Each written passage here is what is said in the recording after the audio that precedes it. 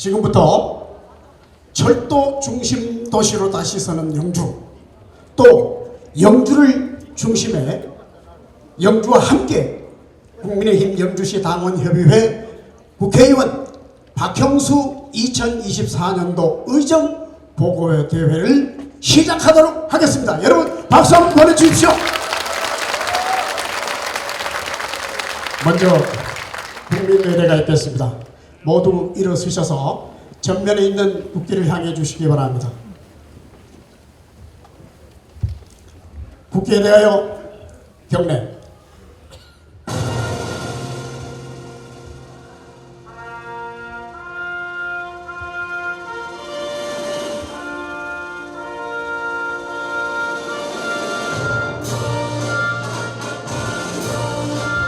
나는 자랑스러운 태극기 옆에 자유롭고 정의로운 대한민국의 무궁한 영광을 위하여 충성을 다할 것을 굳게 다짐합니다.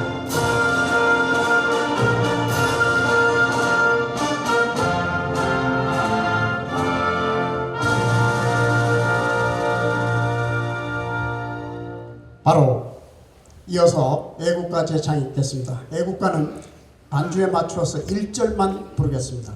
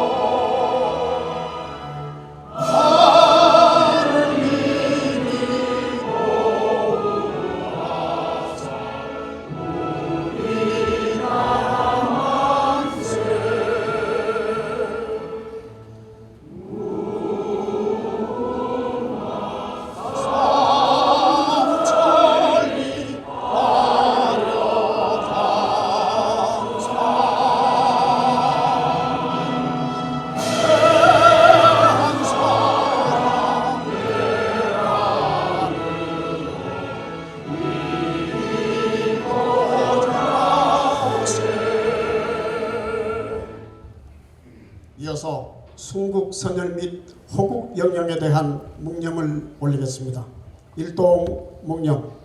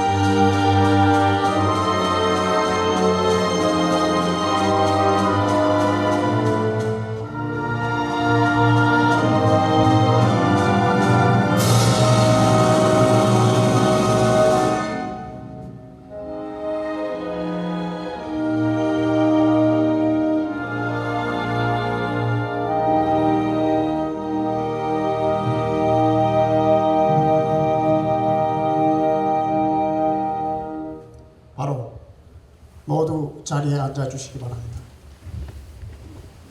이어서 본 행사를 빛내주시기 위해서 참석해 주신 주요 내빈 여러분들을 소개해 드리겠습니다. 한 분 한 분 소개해 드릴 때마다 여러분들 큰 박수로 환영해 주시면 고맙겠습니다. 먼저 박남서 영주시장님께서 참석해 주셨습니다.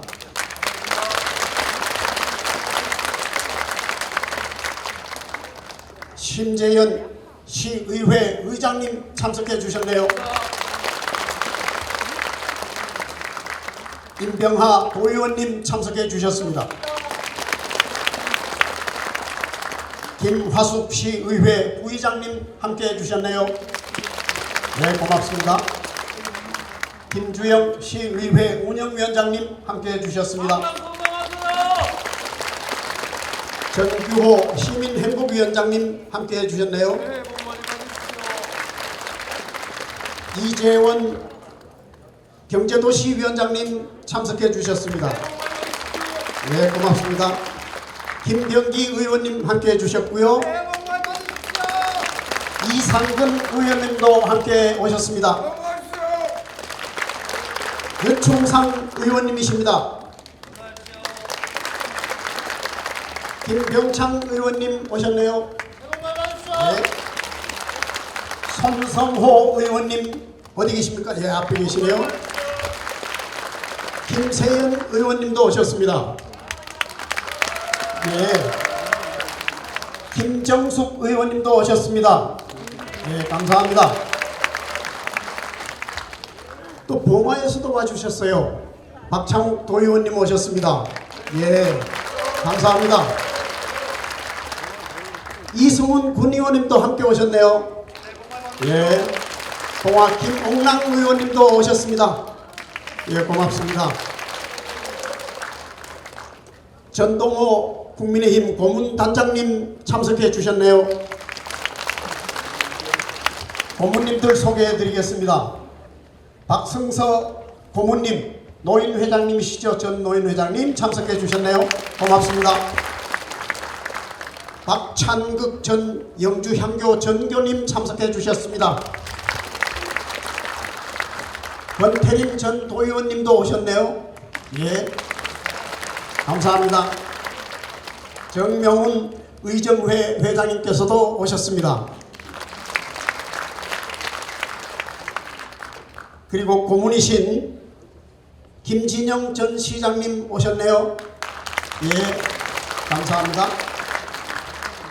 우성호 영주당협 수석 부위원장님 오셨습니다.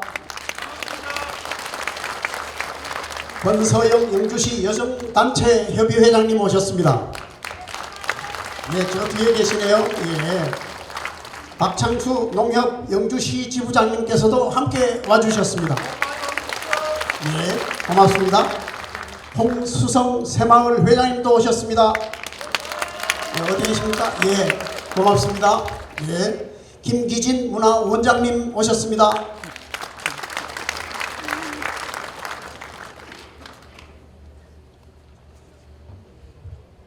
예.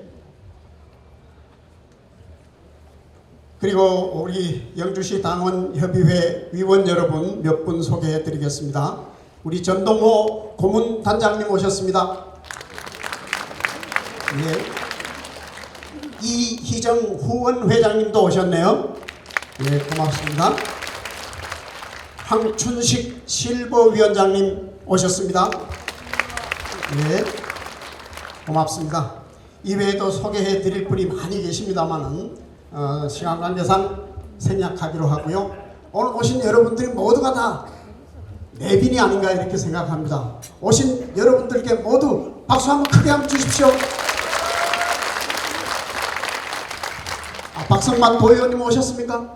예, 제가 못 배워가지고 예, 뒤늦게 소개해드린 점 양해해 주시기 바랍니다. 박성만 도의원님, 예, 다시 한번 소개해드리겠습니다. 마지막으로 소개해드릴 분이 계시죠. 오늘 우리 의정보고회 주인공이시고 또 영주의 일꾼이시며 또 친구이고 또 우리 국민의힘 대표 농객이며 대한민국 정치의 큰 대들보가 되실 분입니다. 거기에다가 언제나 몸과 마음을 영주의 중심을 두고 계시면서 평생을 영주와 함께 하실 분입니다. 국회의원 박형수 당협위원장님과 내조의 여왕 전성림 여사 내외분을 소개하겠습니다. 여러분 큰 박수와 함성 부탁드립니다. 2층에 계시는 분도 박수와 함성!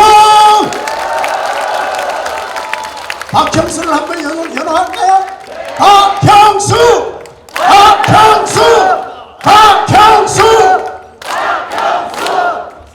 고맙습니다. 아주 열기가 뜨겁습니다.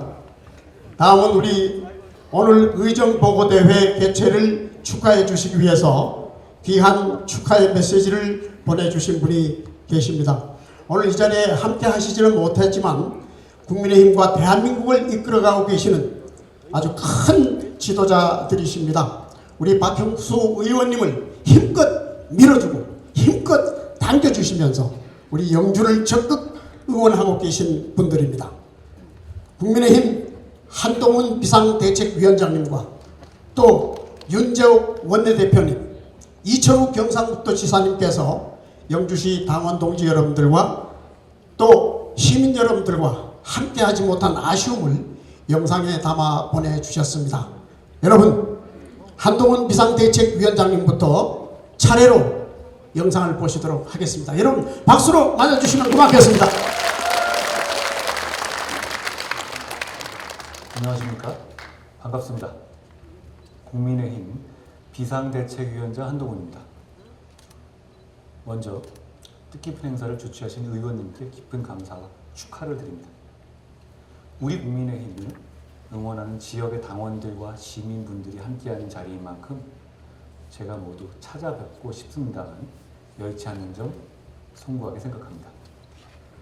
영상으로라도 이렇게 우리 동료들과 자유민주주의를 지키는 데 함께 해주시는 분들께 인사드릴 수 있어서 영광입니다. 여러분, 우리는 새롭게 출발하고 있습니다. 선량하고 평범한 우리 곁에 동료 시민들에게 희망이 되는 당으로 거듭 나고자 합니다. 국민의 호주머니를 채워드리고 범죄와 재난으로부터 생명과 재산을 보호하고 아이들이 다양한 기회 속에서 능력을 키울 수 있도록 하며 관심이 더 필요한 계층에는 두텁게 지원해 나갈 겁니다. 정교한 정책과 확실한 추진력으로 국민의 신뢰를 되찾겠습니다. 비록 완벽하지는 못해도 우리가 마음을 다해 임한다면 국민께서 우리의 진심을 알아봐 주시리라고 생각합니다. 우리 당의 변화를 상대 당과의 차이를 말이죠. 여러분, 저와 함께 당의 새로운 변화를, 대한민국의 미래를 만들어 갑시다. 함께하는 길이 됩니다. 우리 같이 갑시다. 감사합니다. 네, 다음은 윤재욱 원내대표님이십니다. 큰 박수로 맞아주시기 바랍니다. 존경하는 영주 영양봉화울진 주민 여러분, 국민의힘 원내대표 윤재욱입니다. 박형수 의원님의 의정보고의 개최를 진심으로 축하드립니다. 아울러 바쁘신 가운데도 참석해 주신 지역주민 여러분께 감사의 말씀을 드립니다. 박형수 의원님은 국회 법제사법위원회 위원으로 성폭력처벌특례법, 특정강력범죄처벌특례법 개정안 등을 발의하며 쿠키 뉴스가 뽑은 2023 입법 우수 의원에 선정되실 만큼 활발하고 적극적인 의정활동을 펼치고 계십니다. 뿐만 아니라 바쁜 의정활동 중에도 영주 첨단 베어링 국가산업단지를 승인받고 영양봉화의 양수발전소 유치를 이루어내었습니다. 또한 울진 국립산지생태원 등 4개 국공립기관을 유치하는 등 지역의 발전을 위해 불철주야 노력하고 계시는 훌륭한 일꾼이십니다. 박형수 의원님이 우리 당과 대한민국의 발전을 위해 더 열심히 일할 수 있도록 지역주민 여러분께서 성원해 주시기를 부탁드립니다. 영주 영양봉화 울진 주민 여러분, 윤석열 정부와 국민의힘은 역사적 소명인 정권 교체를 이루어내고 올바른 대한민국을 세우기에 전력을 다하고 있습니다. 공정과 정의 그리고 헌법적 가치가 바로 서는 대한민국을 만들겠습니다. 민생과 동떨어진 정쟁을 멈추고 국민이 편안하고 행복할 수 있는 민생정치 회복을 위해 노력하겠습니다. 사회적 약자에 대한 집중적인 복지로 대한민국 국민 누구나 희망을 가지고 생활하실 수 있도록 더 열심히 민생을 챙기겠습니다. 국민의힘은 국민 여러분과 더욱 힘을 모아 2024년을 이상하는 용처럼 희망차고 풍요로운 한 해로 만들겠습니다. 지난 총선과 대선에서 여러분께서 보여주신 열정과 응원을 잘 알고 있습니다. 앞으로도 국민의힘과 윤석열 정부가 제대로 일할 수 있도록 더 큰 성원 부탁드립니다. 다시 한번 오늘 이렇게 자리를 빛내주신 지역주민 여러분께 감사드리며 새로운 2024년 희망이 넘치는 새해 맞이하시길 기원하겠습니다. 감사합니다. 네, 이어서 이철우 도지사님의 인사 말씀 계시겠습니다. 반갑습니다. 이천우 도지사입니다. 박형수 국회의원님의 의정보고의 개최를 진심으로 축하드립니다. 오늘은 박형수 의원님께서 그간 영주, 영양, 보호와 울진을 위해 애쓰신 성과를 시민, 국민들께 보고하는 자리입니다. 함께하는 모든 분들과 뜻깊은 시간이 되시길 바랍니다. 경상북도는 에너지 신산업을 새로운 경상북도 미래 먹거리로 준비하고 있습니다. 특히 울진 수소국가 산단과 영양보호와의 양수발전소 건설에 주력하고 있다는 보고를 드립니다. 다시 한번 박형수 의원님의 의정보고의 개최를 축하드리며 갑진년 새해 함께 하시는 여러분 모두 건강과 행복을 기원합니다. 박형수 의원님 화이팅! 네, 이철우 도지사님이 박형수 의원님 화이팅 하셨습니다. 여러분들도 박형수 의원님 화이팅! 화이팅! 네, 아유 고맙습니다. 오늘 이렇게 좋은 말씀 해주신 세 분에게 다시 한번 큰 박수를 부탁드리겠습니다. 감사합니다. 다음은 오늘 의정보고대회에 시민 여러분들을 초청해 주신 우리 박형수 국회의원님께서 시민 여러분들께 새해 인사를 드리는 시간을 갖도록 하겠습니다. 앞에 단상을 좀 가운데로 좀 밀어주실까요? 예, 가운데로 옮겨주시고요. 그러면 우리 박형수 국회의원님을 모시겠습니다. 여러분 다 함께 큰 박수와 함성 보내주십시오. 박형수를 인정합니다. 박형수! 박형수! 박형수! 박형수! 감사합니다.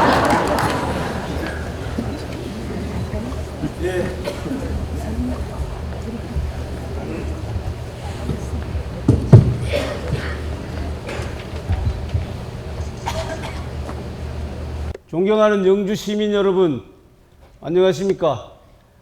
갑진년 새해가 밝았습니다. 새해 복 많이 받으시고 청룡의 기운을 받아서 뜻하시는 바 올해는 모두 성취하시길 기원드립니다. 새해를 맞아서 여러 가지 일들이 많으실 텐데 오늘 이 의정보고회를 위해서 이렇게 자리를 꽉 메워주신 우리 영주 시민 여러분들께 깊은 감사 인사부터 올립니다. 고맙습니다.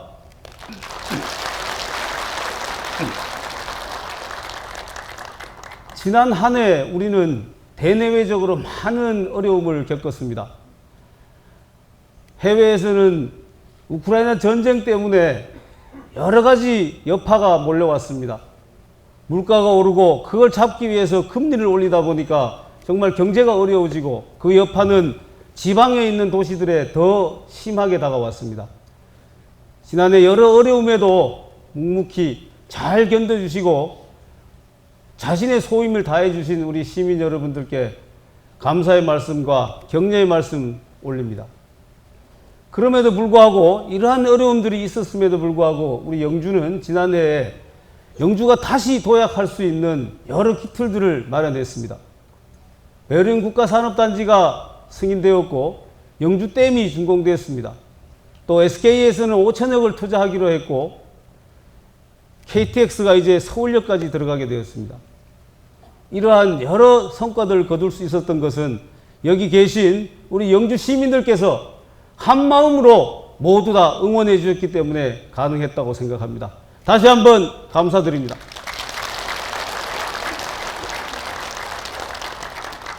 오늘 이 자리는 제가 지난 한 해 동안 어떻게 의정 생활을 하고 의정 활동을 하고 지역을 위해서 무슨 일을 했는지를 말씀드리는 자리입니다.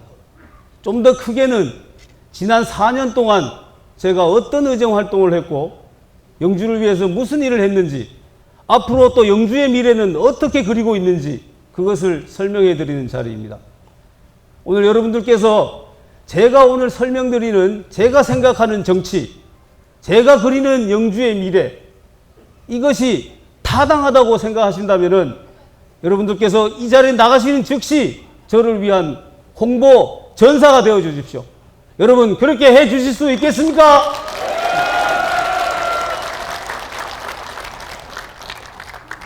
제가 이따가 또 자세하게 우리 의정 보고를 드릴 계획이기 때문에 인사 말씀은 이 정도로 줄이고 여러분들께 다시 한번 올해 비상하는 푸른 용의 기운을 받아서 우리 영주가 더더욱 날개를 달고 시민 여러분 모두 건강하고 행복한 한 해가 되시길 바라겠습니다. 감사합니다. 새해 복 많이 받으십시오. 네, 우리 박영수 의원님께서 새해 인사 말씀을 해 주셨습니다. 푸른 용의 기운을 받아서 여러분들 만사형통 새해 복 많이 받으시라고 이렇게 인사 말씀을 해 주셨습니다. 다음은 오늘 참석하신 내빈분들의 축사를 듣는 시간을 갖도록 하겠습니다. 우리 당직자분들 중에서 주요 당직자분들을 무대로 함께 모셔서 인사 말씀과 함께 축하 말씀 전하도록 하겠습니다. 박남서 영주시장님 올라와 주십시오. 예, 올라와 주시고요. 심재현 의장님 같이 올라와 주시고요.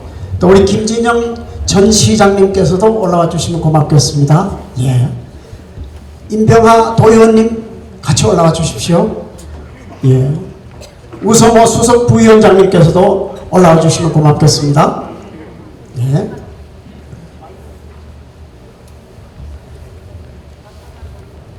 예, 같이 모시도록 하겠습니다. 예. 먼저 박남서 시장님부터 인사 말씀하시도록 하겠습니다. 박수 한번 주십시오. 예, 새해 우리의 시민들 여러분들을 또 이러한 자리에서 뵙게 돼서 더욱 반갑습니다. 박영수 국회의원 의정보고 대회를 먼저 축하를 드리겠습니다. 우리 지난 작년에는 우리 영주에 여러분도 잘 알다시피 좋은 일들이 많이 일어났습니다. 댐 준공부터 SK 5천억이라는 투자 문제, 그 다음에 국가 산단의 조기 승인, 그 외에도 소백산의 국립공원 해제권 이런 건이 우리 영주에 일어났고, 마지막에 연말에는 또 KTX 이름이 청량리에서 서울역으로 연장 운행됨으로써 우리 시민들이 굉장히 편해졌습니다. 이러한 모든 좋은 일들이 작년에 일어났고, 그를 바탕으로 올해는 제도약의 영주, 앞으로 영주도 할 수 있다라는 그러한 기틀을 마련을 했습니다. 특히 우리 공직자뿐만 아니고 우리 시민들 그리고 우리 선출직 모두가 힘을 합쳐줘서 작년도 대비 전년도 대비 약 370억이라는 국비 예산도 공로사업에서 또 더 많이 가져오기도 했습니다. 그러한 결과 저희들이 제가 취임할 때 우리 경상북도에서 예산면으로 22개 시군에서 10위를 했는데 23년에는 9위가 됐고 올해 24년도에는 8위가 됐습니다. 그래서 우리 국회의원을 비롯해서 시장, 도의원, 시의원 그리고 그 위에 선출직 모두 그리고 여기 계신 우리 시민 모두가 힘을 합친 결과라고 저는 그렇게 보고 있습니다. 이러한 결과를 바탕으로 해서 우리 올해부터 더 우리 영주가 발전이 될 수 있도록 여기 계신 분들이 모두가 힘을 합쳐주면은 저희들 영주도 할 수 있다. 그런 자신감을 가질 수가 있습니다. 특히 올해는 청룡해입니다. 그래서 우리 영주시도 비상하고 여기 계신 분들도 각자가 모두가 비상한 한 해가 되었으면 합니다.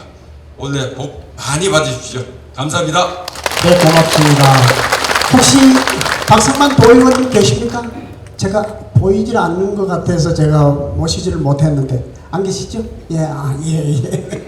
그러면 우리 의장님께 마이크를 넘기도록 하겠습니다. 예, 존경하는 영주 시민 여러분 반갑습니다. 영주시의 의장 심재현입니다. 오늘 2024 박형수 국회의원 의정보고에 이렇게 송환에 참석해 주신 우리 주민 여러분, 시민 여러분 정말 감사의 말씀을 드리고요. 저희들은 변화하는 영주, 변해가는 영주를 지금 접하고 있습니다. 2023년을 거치고 2024년에 접어들면서 23년도에 우리 영주에 많은 변화를 주신 내용을 여러분들 잘 아실 겁니다. 영주댐과 국가산업단지 SK 스페셜티 5천억 그리고 소백산 국립공원 50만 평 해제 이 모든 것이 잘 풀려나가는 우리 영주가 된 것입니다. 과연 이 모든 것을 누가 이끌었겠습니까? 저는 이 4가지 5가지 되는 사업 중에 한 가지만 여러분들한테 이미지를 심어드리겠습니다. 전번 여러분도 잘 아시다시피 김기현 우리 국힘 대표님께서 국회에서 대표 연설을 할 때입니다. 갑작스럽게 우리 박형수 국회의원님이 저하고 박남수 시장님 서울로 올라오랍니다. 9시까지 여의도로 도착하라 그래서 새벽 4시에 출발해서 올라갔습니다. 올라가면서 도대체 무슨 일이기에 이 새벽 4시부터 우리가 올라가야 되는가 궁금증을 하고 올라갔는데 그날 저희들은 엄청난 걸 얻어왔습니다.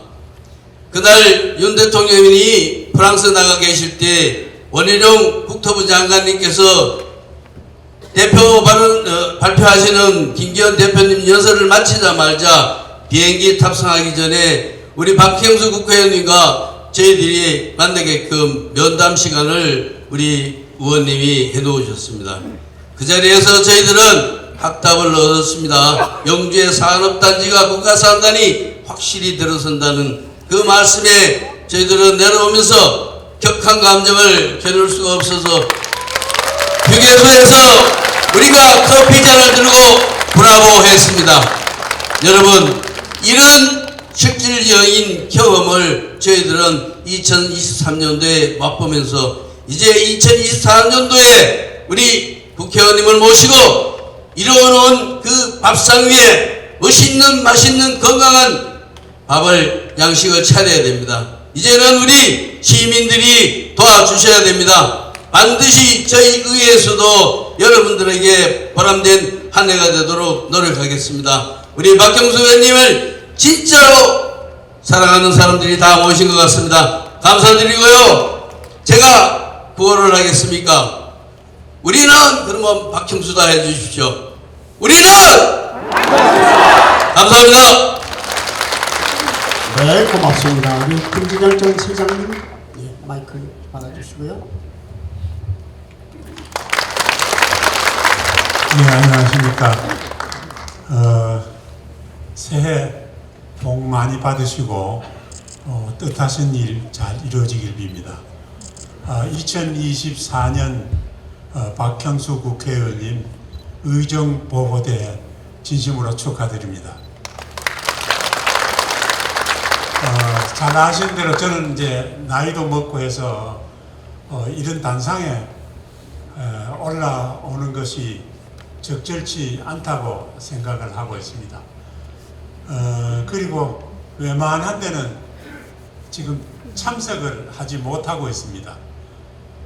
그럼에도 불구하고 오늘 존경하는 박형수 국회의원님 이 의정보고회는 나와야 되겠다 이런 생각을 하고 자리에 나왔는데 사회자가 이렇게 이 자리에 또 불러냈습니다.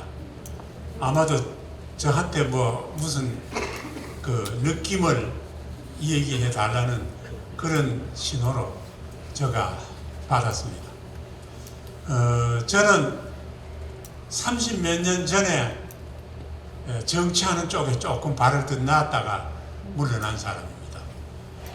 그리고 우리 영주시 발전을 위해서도 노력을 했던 사람인데 살아오면서 우리 박형수 의원님을 알게 되었는데 검찰청 부장검사 출신이시라 그래서 처음에는 상당히 딱딱하고 조금 위압적이고 거만스러운 분이 아니겠느냐 이렇게 예측을 했는데 만나보고 지금까지 살아보니까 학교 선생님 같은 분이에요. 이렇게 그 인성이 훌륭하고 또 하시는 일을 많이 하시면서도 열심히 하시면서도 아무 자랑을 안 하십니다. 그런데 제가 그 이영탁 장관님한테 맡기려고 하던 국가산업단지 시민추진위원장 자리가 있는데 이영탁 씨가 안 맡으니까 낭주할 수 없이 저한테 그 짐이 돌아왔습니다. 그래서 맡아서 일을 하는 과정에 우리 박형수 의원님의 능력과 인품과 모든 행적에 대해서 감탄하고 감탄을 했습니다.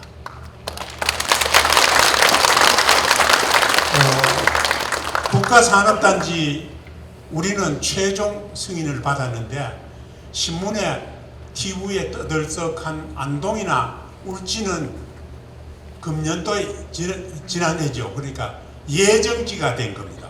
우리는 최종 승인이 되었습니다. 그 추진위원장 자리를 맡아서 건설부와 또 LH 관계되는 기관에 찾아가 보니까 영주는 관세를 받아서 안 되는 지역으로 이렇게 돼 있었습니다. 심지어는 LH가 전국 다른 그 국가공단 예정지는 전부 협력하기로 하고 자기네가 사업을 맡기로 했는데 유독 영주만 빼돌렸습니다. 영주가 맡을 기업체가 없었습니다. 그리고 건설부 쪽에서 쓸데없는 짓 하지 마라 할 정도로 실망적인 얘기를 했습니다. 그렇게 제 하빨이었는데 그 우리 영주의 국가산업단지를 우리 박형수 의원님께서 건설부를 비롯해서 관계되는 그 조직에 얼마나 열심히 다니면서 하셨는지 꽁지였는데 1번으로 되었습니다.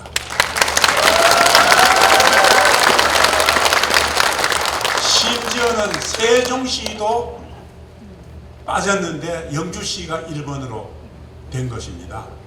그래서 이런 사람의 능력이 좌우한다. 그 사람의 능력은 바로 인성이 움직인다. 박형수 의원님께서 인간적으로 관계되는 여러 조직에 잘 말씀해 주시고 수고를 해 주셨기 때문에 국가산업단지 예정지로 승인됐던 전국 7대 가운데 꽁지였던 영주가 1번으로 될 수 있었는 것을 보고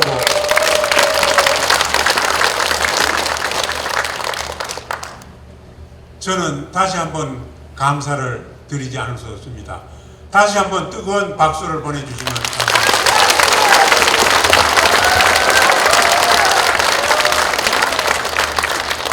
말을 좀 맛있게 해야 되는데 이제는 말도 잘 안 되네요. 앞으로 우리 박형수 의원님 더 큰 일 하실 것이다 이렇게 저는 굳게 믿고 있습니다. 그래서 오늘 이 자리에 나왔습니다. 감사합니다. 네, 고맙습니다. 우리 김부장 전 시장님. 다음은 우리 임병아 도의원님 한 말씀 예, 저 해주세요. 임병아 의원입니다. 인사드립니다. 김진영 시장님 말씀 아직 너무 잘하시죠? 우리 오선 의원님이 또 이렇게 보무도 당당히 올라오고 있습니다.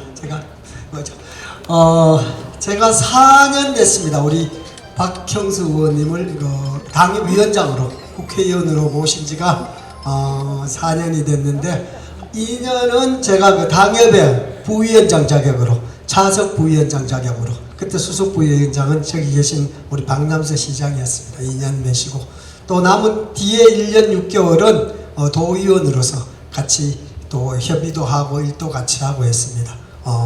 말씀 그 시장님하고 의장님 다 하셔서 아시겠지만 정말 일 꼼꼼하게 완벽하게 힘든 일 다 처리하셨습니다. 하나하나 말씀드리지 않아도 잘 아실 겁니다. 그리고 더 중요한 것 우리가 조금 전에 앉아 있을 때 화면 보셨죠, 그죠? 정말 말 많은 저 야당 의원들 상대로 일당백으로 다 처리하셨습니다. 우리 영주, 봉화, 영양, 울진의 보배가 아니라 우리 국민의힘의 보배입니다. 우리 모두 힘을 합쳐서 더 큰 일 할 수 있도록 많은 응원을 부탁드리겠습니다. 여러분 새해 복 많이 받으시기 바랍니다. 감사합니다. 네, 고맙습니다. 네, 임병아 의원님이셨고요. 우리 박성환 도의원님, 예, 고맙습니다. 시민 반갑습니다. 죄송합니다. 일정이 있어서 또 행사도 늦게 왔었고 또 제 개인적인 사적인 전화가 좀 있어서 뒤에 있다가 쫓아나왔습니다. 용서를 구하겠습니다. 먼저 우리 박영수 국회의원께서 4년 전 시민의 선택을 받고 그 국회의원으로서 역할을 갖다가 시민들에게 보고하는 뜻깊은 자리인데 시민 여러분들의 뜨거운 성원이 박영수 의원이 새 출발하고 또 새로운 출발선에 설 때 큰 동기부여가 될 것입니다.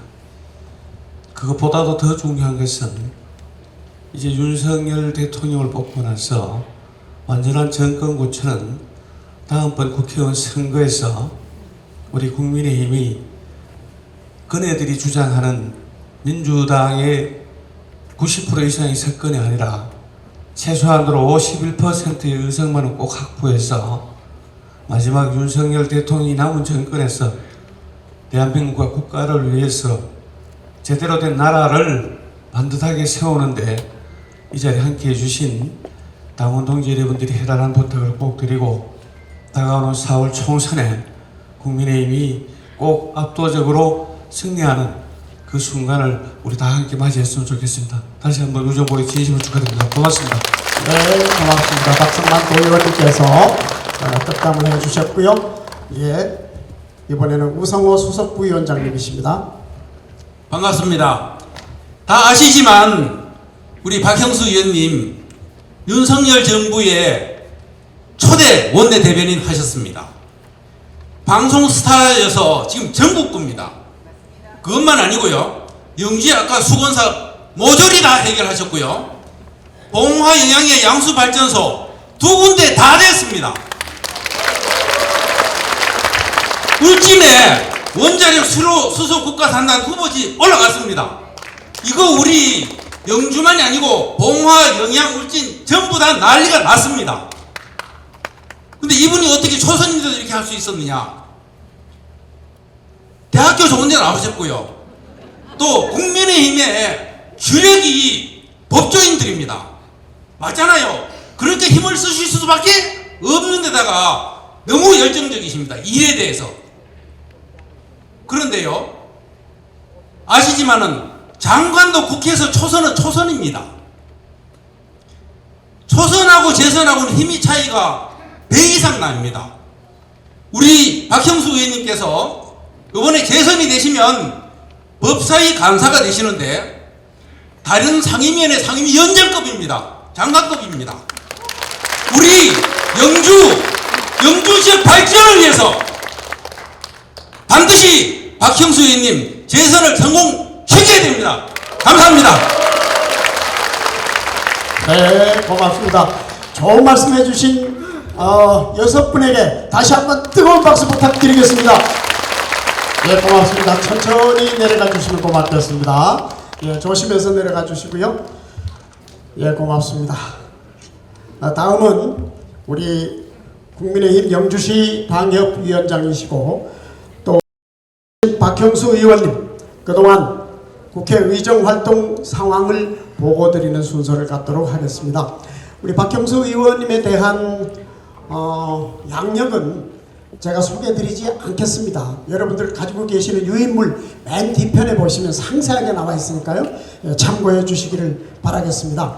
우리 영주를 중심에 두고 또 영주와 함께 영주의 넓어지는 산업지형을 위해서 또 세계를 지향하는 우리 중심도시 영주를 위해서 박형수 국회의원이 열정적으로 알뜰히 일해오신 그 상황들을 모두를 우리 박형수 국회의원께서 직접 나오셔서 우리 시민 여러분들께 보고드리는 순서를 갖도록 하겠습니다. 우리 박형수 의원님을 모시도록 하겠습니다. 여러분 큰 박수와 함성 부탁드립니다. 박형수를 연호하겠습니다. 박형수! 예, 영주 시민 여러분 고맙습니다. 이렇게 많이 참석해 주시고 또 열렬히 환호해 주셔서 정말 감사하게 생각합니다. 이제 새해도 됐고 해서 새해 인사 한번 드리고 의정보고회 시작하도록 하겠습니다. 큰절 한번 드리겠습니다. 자, 새해 복 많이 받으십시오. 네, 박경수 의원님 큰절 올립니다. 박형수! 박형수! 박형수! 큰절 계속 해야 되겠는데요. 연호를 이렇게 하시는 거 보니까. 시민 여러분, 오늘 저는 의정보고의 발표 순서를 이렇게 하고자 합니다. 지금 오늘 대통령께서 쌍특검이라고 하는 법안에 대해서 거부권을 행사하셨습니다. 이 부분에 대해서 아마 궁금해 하시는 분들이 많으실 겁니다. 그래서 이 부분에서 왜 우리 정부와 국민의힘은 거부권 행사할 수밖에 없었는지 잠깐 설명을 드리고, 그 다음에 제가 했던 의정 활동, 또 우리 지역 활동, 앞으로 우리 미래는 어떻게 가야 될 것인지 그런 순으로 이렇게 설명을 드리겠습니다. 아까 우리 김진영 시장님께서 저한테 정직하고 이렇게 선생님 같이 이렇게 얘기를 한다라고 말씀하셨는데, 오늘은 좀 그렇게 안 하려고 그럽니다. 제가 다른 분들이 저한테 그러죠. 정치를 하려면 정치는 좀 너스레도 좀 떨고 살짝 거짓말도 좀 하고 뻥도 좀 치고 이래야 해야 된다 그래서 제가 오늘은 최대한 제가 좀 거짓말도 좀 하고 뻥도 좀 치고 이래 한번 해보려고 그럽니다. 그래 해도 되겠습니까?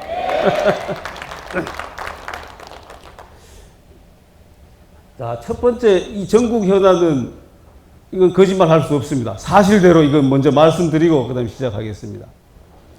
자, 50억 클럽 특검법이라는 게 뭐냐라면은 지난번 우리 세상을 떠들썩하게 했던 이재명의 대장동 사건이 있습니다.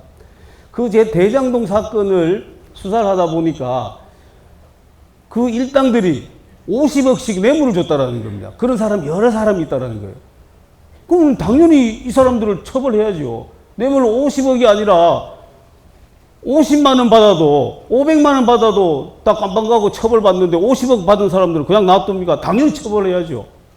그런데 왜 이 특검 법안에 우리가 거부권을 행사했느냐? 자, 이 특검 법안은 법안 구성 자체가 편파적으로 되어 있습니다. 첫 번째는 50억 클럽 특검은 진보당과 정의당과 그 기본소득당이 특별검사를 추천하도록 되어 있어요. 아예 우리는 추천권이 없는 겁니다. 김건희 여사 특검법도 마찬가지입니다. 자, 이렇게 되면은 그렇게 임명받은 그 특검이 대통령이 임명한다고 한들 무슨 소용이 있습니까? 추천 자체를 야당이 해버렸는데. 그러면 야당이 임명한 특검이나 마찬가지입니다. 그래서 아까 제가 그 국회 반대 토론 나가서 영상이 나왔습니다만은 그 영상에서 제가 뭐라 그러냐면은 그러면 차라리 민주당이 특검을 임명을 해라. 아니면 이재명 네가 임명해라 그러면. 물론 제가 아까 반대 토론에서는 네가 임명해라고 안 그랬습니다. 정중하게 이재명 대표가 임명하십시오. 제가 이렇게 얘기를 했습니다. 추천을 야당이 다 하면은 임명을 대통령이 하는데 무슨 의미가 있어? 아무 의미가 없죠. 그래서 이 법안이 편파적인 법안이라는 겁니다. 그 다음에 언론 브리핑이 있습니다. 특검이 수사를 하면서 있었던 상황들을 언론에다가 브리핑을 해서 국민들이 알 수 있도록 하는 겁니다. 이거는 당연히 이렇게 해야 됩니다. 국민적 관심사가 아주 큰 사건이기 때문에 특검을 하는 거고 그걸 또 국민들이 아셔야 되기 때문에 언론 브리핑 해야 됩니다. 그런데 다른 특검은 모두가 다 여야가 각각 추천을 하든지 또는 여야가 합의한 경우에는 야당만 추천하도록 한 경우가 있었어요. 근데 야당만 추천하게 하려면은 여야가 다 합의를 했었습니다. 근데 이번에는 여야 합의가 없었는데도 자기들만 추천하겠다는 거예요. 자, 그렇게 자기들만 추천하겠다고 한 특검이 수사를 하면서 브리핑을 하면 어떻게 되겠습니까? 일방적으로 편파적으로 브리핑을 할 수밖에 지금 없는 상황입니다. 그래서 이게 이런 독소 조항이 있기 때문에 지금 안 된다는 겁니다. 그리고 현재 이재명 대표는 이미 기소돼 가지고 재판을 받고 있습니다. 재판을 이미 받고 있는 사건에 대해서는 다시 수사를 할 수가 없어요. 그런데 이걸 또 다시 또 하겠다는 거예요. 다시 하면서 검찰이 이미 기소해 놓은 것과 다른 방향으로 계속 흠집 내면서 수사를 하겠다는 겁니다. 그래서 그 재판에 영향을 주겠다. 이런 의도인 거죠. 그리고 현재도 검찰에서 수사 진행 중인 게 있습니다. 그런데도 특검을 또 해가지고 이게 물타기를 하려는 이런 의도이기 때문에 이 법안들은 우리가 받아들일 수가 없다라고 얘기를 하고 있는 겁니다. 김건희 여사 특검법도 마찬가지입니다. 야당만 특검을 추천할 수 있는데 또 똑같고 언론 브리핑도 마찬가지입니다. 이 언론 브리핑은 모든 특검 법안에 브리핑을 할 수 있는 규정이 다 있습니다만은 야당만 추천한 특검이기 때문에 이 조항이 들어가면은 일방적인 브리핑이 되고 편파적인 브리핑이 된다는 겁니다. 그리고 특검 대상이 무작정 확대될 수 있다는 건 제가 아까 그 반대 토론에서 이미 얘기를 했습니다. 사건을 기준으로 해가지고 특검 수사 범위를 정합니다. 예를 들어 도이치모터스 사건이라고 하면 도이치모터스 사건에 한정해서 특검을 하고 그 다음에 거기로부터 파생되는 범죄 이걸 수사하도록 되어 있습니다. 그런데 이 법안에는 하나가 더 들어가 있어요. 뭐가 들어가 있냐면은 그렇게 밝혀진 사람의 다른 범죄도 수사할 수 있도록 되어 있어요. 그 밝혀진 사람이 예를 들어서 다른 무슨 뭘 훔쳤다든지 아니면은 무슨 쇼핑백을 받았다든지 명품백을 받았다든지 이것까지도 다 수사할 수 있어요. 수사 대상이 무한정 확대가 되는 겁니다. 그럼 계속해서 총선 끝날 때까지도 이거 가지고 계속 수사하겠다는 거예요. 그래서 저희들은 이 법안을 도저히 받을 수가 없다라는 겁니다. 자, 이 법안은 거부권을 행사하는 것이 우리 여당에도 그렇고 정부에도 대통령한테도 굉장히 큰 부담입니다. 아까 말씀드린 것처럼 50억 그 뇌물 받았다면 당연히 그 사람들 처벌해야 되는 거죠. 그런데 마치 이걸 거부하면은 50억 클럽을 봐주는 것처럼 국민들한테 선전할 수가 있게 되는 겁니다. 이런 비판을 감수하고라도 우리가 이 법안을 거부할 수밖에 없는 것은 이걸 받아들이게 되면은 아까 말씀드린 것처럼 내년 4월 총선 때까지 계속해서 이걸 이용해서 야당이 실제적인 특검이나 마찬가지 역할을 할 것이다. 이래서 받아들일 수가 없는 겁니다. 김건희 여사 특검법도 마찬가지입니다. 이걸 거부권을 행사하게 되면은 대통령 부인 와서 봐주는 거 아니냐. 대통령 부인은 성령이냐. 바로 이런 비판이 나올 것입니다. 그리고 여기 계신 분들 중에도 아마 그렇게 생각하시는 분 계실 겁니다. 그렇지만은 그러한 우리가 비판을 받더라도 이걸 거부권을 행사할 수밖에 없는 것은 이게 내년 총선까지 이 법안이 통과된다 그러면 불을 보듯 뻔하게 일방적인 야당의 주장과 그걸 그대로 따라서 하는 특검의 일방적인 언론 브리핑 때문에 우리는 총선에서 절대적으로 지금 불리한 그런 상황에 처하게 됩니다. 그래서 이걸 정치적으로 이용하지 않는 법안이라면 우리가 거부하기가 곤란한 법안입니다. 근데 이거는 총선에서 정치적으로 이용하겠다는 것이 명백한 법안이기 때문에 거부권을 행사할 수밖에 없는 그런 상황이다라는 말씀을 먼저 드리고 의정 보고회를 시작하도록 하겠습니다.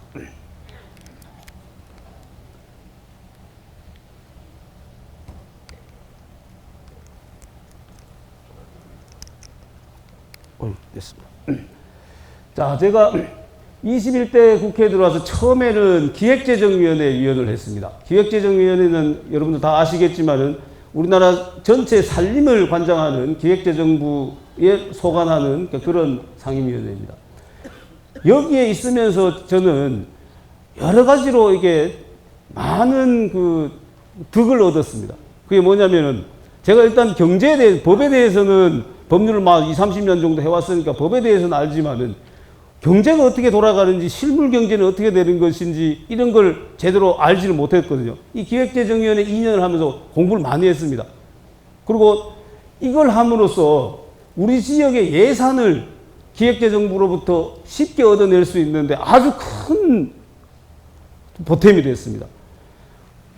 우리 국회에 있는 우리 보좌진들이 굉장히 이 기획재정위원회에 오래 한 우리 보좌진들이 있습니다. 그래서 우리 지역 예산을 확보를 할 때 많은 도움을 받습니다만 정작 국회의원이 그 내용을 모르면은 어떻게 할 수가 없어요. 이 보좌진들이 이러한 내용을 보고를 하면 그 맥을 제가 이해를 해야지 어디다가 이게 왜 이게 필요한지를 정확하게 설명할 수가 있습니다. 그 설명을 제가 제대로 하지 못하면 그 회사 못하는 겁니다. 그래서 기획재정위원회에 있으면서 우리 지역의 예산들을 확보하는데 굉장히 큰 도움이 됐습니다. 그 다음에 후반기에는 이제 제 전공인 법제사법위원회, 이거 원래 제가 안 가려고 그랬어요.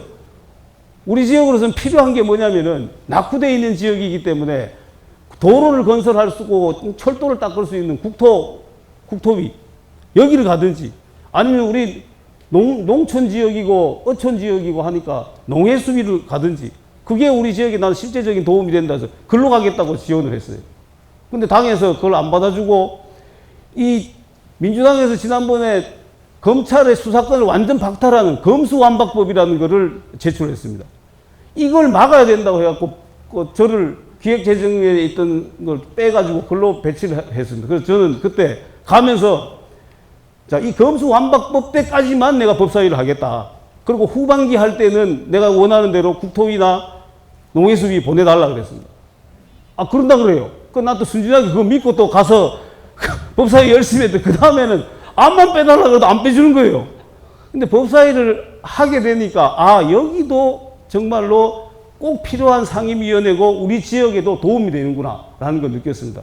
왜 그러냐면은 모든 상임위원회의 법안은 법사위를 다 거쳐야지 본회의에 가서 통과될 수가 있습니다.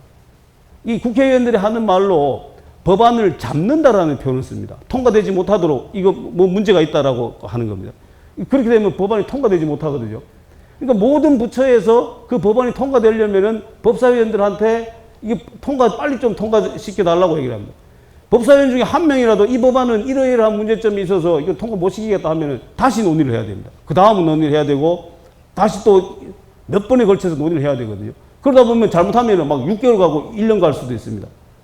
그러니까 모든 부처에서는 자기 부처 소관 법률이 빨리 통과되게 하기 위해서는 법사위원들한테 반대하지 말아달라고 뭐 시체말로 로비도 막 많이 합니다.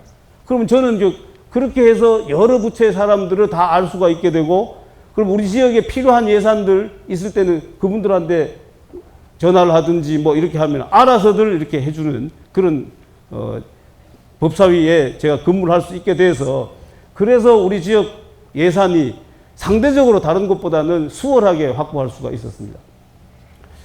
그러다 보면 국회에서 의정 활동을 이렇게 하다 보니까 뭐 상도 주더라고요. 뭐 뉴스 무슨 뭐 우수 뭐 머시기도 주고 국정감사 우수기도 주고 뭐 이렇게 상을 제가 많이 받았습니다. 상 많이 받아서 박수 한번 쳐야 되는 거 아닙니까? 고맙습니다.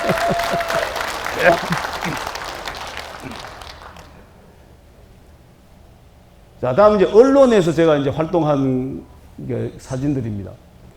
뭐 당이 내세운 최고의 논객은 아닙니다만은 제가 방송에 나가든지 또는 논평을 하든지 할 때 민주당의 어떤 의원들하고 제가 얘기를 해도 저는 한 번도 밀린 적 없다고 생각을 합니다. 그리고 또 우리 당 내에서도 논리력과 설득력을 갖춰야지 국민들한테 우리 당이 뭘 주장하는지를 우리한테 동의를 얻어내지 않겠습니까? 우리 주장이라 해서 일방적으로 우리 주장만 계속해야 아무도 수긍하지 않습니다. 그분들이 국민들께서 수긍할 수 있는 논리, 수긍할 수 있는 설득력을 가진 그런 토론을 해야 되는 거죠. 그런 감히 말씀드리건대 우리 당 내에서 제가 빠지지는 않는다 이런 말씀을 드리겠습니다. 그리고 여러분들께서 언론에 이렇게 나와서 텔레비전에서 토론을 하는 모습이라든지 또는 제가 국회에서 발언하는 모습이 이렇게 TV 영상에 비치면 기분 나쁘십니까? 기분 좋지요? 그것도 지역의 국회의원이 해야 될 일입니다. 그걸 하지 않으면 지역 주민들께서 내가 뽑은 국회의원이 어디 가서 도대체 뭘 하고 있는 거냐 그럴 겁니다. 내가 내 손으로 뽑은 국회의원이 지역에 예산 가져오는 것도 중요하지만은 중앙정치에서 무슨 일을 하고 있는지를 보면은 그게 기분이 좋고 그게 지역민들의 자긍심을 높이는 일입니다. 국회의원이 그 역할을 저는 해야 된다고 생각하고 저는 지금까지 그 역할을 나름대로 충분히 해왔고 또 앞으로도 뭐 지금 총선 시기가 돼가지고 뭐 후보들 많습니다. 저는 그 어떤 다른 후보들보다도 이 역할에 대해서는 제가 잘할 수 있다고 생각하는데 여러분 동의하십니까? 네, 감사합니다.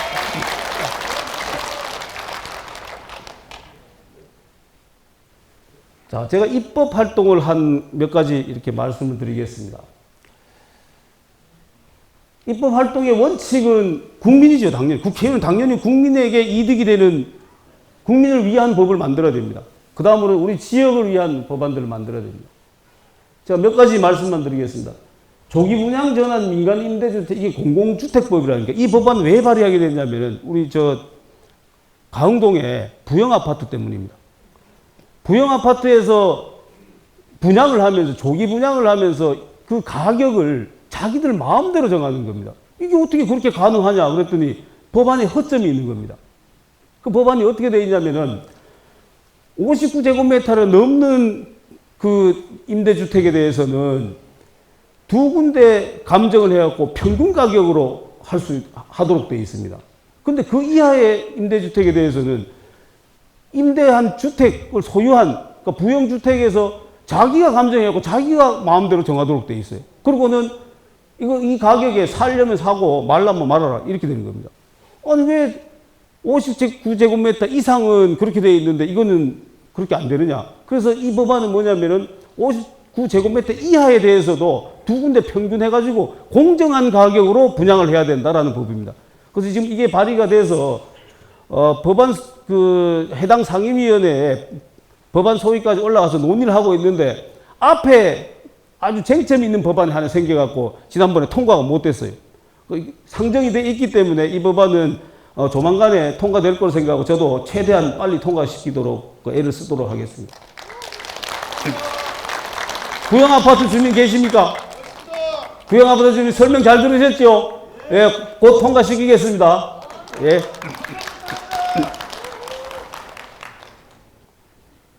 자, 그 다음에 저출산 대응 법안이 있습니다. 이 법안으로 저출산에 대해서, 저출생에 대해서 이 법안으로 모든 걸 다 해결할 수는 없습니다. 이 법안은 뭐냐면은 불임이거나 난임인 사람들한테 그 사람들이 그 비용을 지불해가지고 그걸 시술을 받거나 또는 검사를 받잖아요. 그러면은 그거를 나중에 이제 연말에 소득공제, 여기서 공제를 시켜주는 겁니다. 그러면은 마음 놓고 그 검사를 받아서 정말로 아기 한 명이라도 더 낳게 할 수 있는 그런 걸 하기 위한 법안인데, 이것 때문에 아기가 갑자기 100명, 200명, 1000명이 태어나지는 않겠지만은 한 사람이라도 그렇게 해서 더 태어날 수 있다라면은 우리 국가로서는 정말 이게 절박한 문제입니다. 이 상태로 출생률 0.7 이하로 떨어진 이 상태로 가면요, 우리 곧 국가가 소멸합니다. 민족이 없어지는 겁니다. 그래서 이 법안은 우리 당에서 추진하는 철학과 가치와 조금 맞지 않습니다. 왜 그러냐면은 보수정당의 철학은 뭐냐면, 복지에 대한 철학은 선별적 복지입니다. 어려운 사람들한테 더 두텁게 보호하고 많이 가진 분들은 자기가 번 거로 그걸로 생활해라라는 겁니다. 그것까지도 국가에서 다 할 수는 없다라는 거죠. 그게 보수정당의 기본 복지에 대한 철학입니다. 근데 이 법안은 아니에요. 이재용 삼성전자 부회장이죠. 삼성전자 오너의 자식이라도 그 애 못 낳는다 그러면은 그것 때문에 수술을 받거나 검사를 하면은 그 비용 세 공제 다 해주겠다는 겁니다. 왜? 그렇게 해서 한 사람이라도 더 태어나는 것이 정말로 절박하기 때문에 그렇습니다. 그래서 이 법안으로 모든 것이, 출산 문제에 대한 모든 것이 해결될 수는 없겠습니다만은 조금이라도 보탬이 되게 하기 위한 그런 법안이라고 이해해 주시면 되겠습니다. 그 다음에 지역 발전을 위한 국가재정법이라고 있습니다. 이건 뭐냐면은 예비 타당성 조사에 대한 겁니다. 우리도 지금 모든 사업은 재정이 500억 이상이 투입이 되거나 또는 국가 예산이 300억 이상이 투입이 되면은 다 예비 타당성 조사를 해야 됩니다. 여기 통과 못하면 아예 그 사업 못하는 겁니다. 우리가 도로 하나 내려고 할 때 다 이걸 해야 됩니다. 철도 하나 내려고 할 때 다 이걸 해야 됩니다. 근데 이게 서울처럼 사람이 많은 곳에 있는 사람들한테는 그런 지역은 유리한데, 우리처럼 사람이 별로 없는 지역에는 절대적으로 불리한 법률입니다. 도로 하나 만들려고 하는데 사람 적게 사니까 당연히 왕래가 적지요. 그러니까 경제성 평가가 안 나옵니다. 그럼 도로를 못 닦게 되는 거예요. 그래서 이 법안을 저는 500억, 300억 되어 있는 거 이 상향시켜야 된다. 1000억, 저는 이제 1200억을 했습니다. 총 사업비가 1200억이 넘는 것만 예탈을 하자라는 겁니다. 우리 지역처럼 이렇게 사람이 적고 왕래가 적은 지역에는 500억, 300억 해놓으면 모든 사업이 거의 다 저기에 포함되어 버립니다. 이 기준이 언제 생겼냐면은 김대중 정부 때 이 기준이 생겼어요. 그때부터 지금부터 20년도 전이잖아요.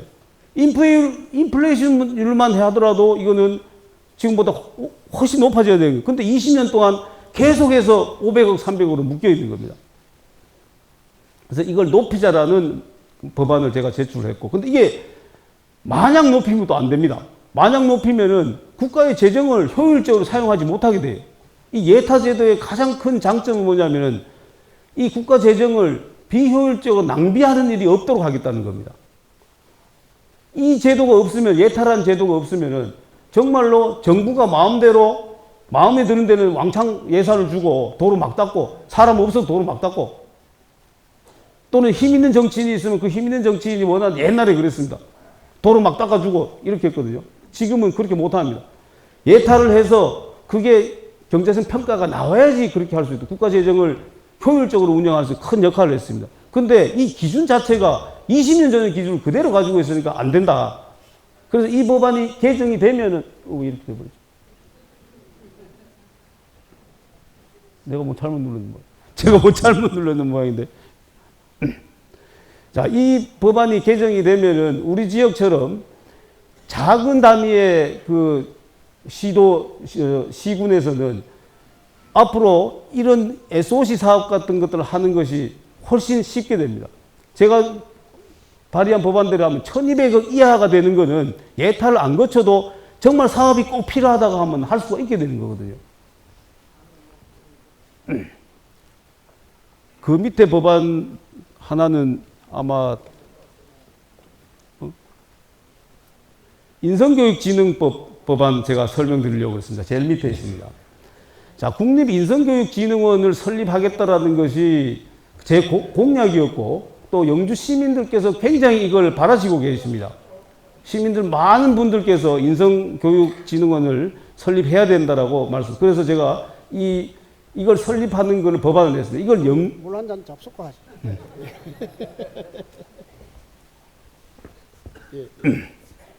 이걸 영주에다가 설립해라 이런 법안은 못합니다. 인성교육진흥원을 일단 설립하자라고 법안을 만들고, 그러면은 그 법안을 만든 의원한테 메리트가 생깁니다. 이 법안 내가 만들었으니까 교육부에다가 이건 우리 지역에다가 하자 이렇게 얘기할 수가 있거든요. 근데 이게 처음에는 교육부 자체에서 반대를 했었어요. 왜 반대를 하냐면 인성교육진흥원은 그 업무를 담당하는 부처의 직원들이 있습니다. 이 사람들이 뭐가 하나 새로 생기면은 자기 자리가 없어지는 걸로 생각할 수가 있어요. 두 번째는 뭔가 이동이 돼야 되는 거예요. 이게 불편해서 반대를 했어요.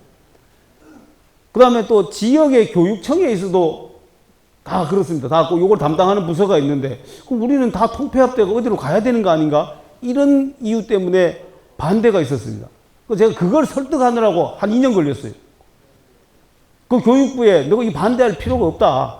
지금 너들이 하던 이 업무를 그대로 승계해가지고 하는 거기 때문에, 그리고 더 체계적으로 그렇게 하려고 이걸 만들기 때문에 반대할 이유가 없다라고 설득을 했고, 그 다음에 또 각 반대했던 지역 교육청, 거기도 설득을 하고 다시 공문을 보내서 반대하지 않는다는 취지의 이 공문을 다시 받았습니다. 그래서 이제 추진하려고 하니까 아시겠지만은 서희 초등학교 그 교사 사망 사건으로 인해 가지고 이 교권에 관한 법률이 교육위원회에 엄청나게 밀려온 겁니다. 그 이것 때문에 민주당하고 우리 당하고 이 조항은 들어가야 된다 안 들어간다 티격태격 하느라고 우리 인성교육진흥법을 심의할 시간이 없는 게 올라가면은 그거 논의하다가 끝나버리고 우리 건 아예 논의도 못하고 지금 이런 상황입니다. 그래서 그것들이 이제 어느 정도 마무리가 됐기 때문에 이제 이 법안을 본격적으로 좀 논의를 해달라고 제가 교육위원회에다가 지금 요청을 지금 해놓은 상태입니다. 자, 지금부터는 우리 영주 지역에서 제가 지난 한 해 동안 또는 지난 4년 동안에 어떤 일을 어떻게 해왔는지 상세하게 설명드리고 또 우리 영주시의 미래는 어떻게 가야 되는지도 곁들여서 함께 말씀드리도록 하겠습니다.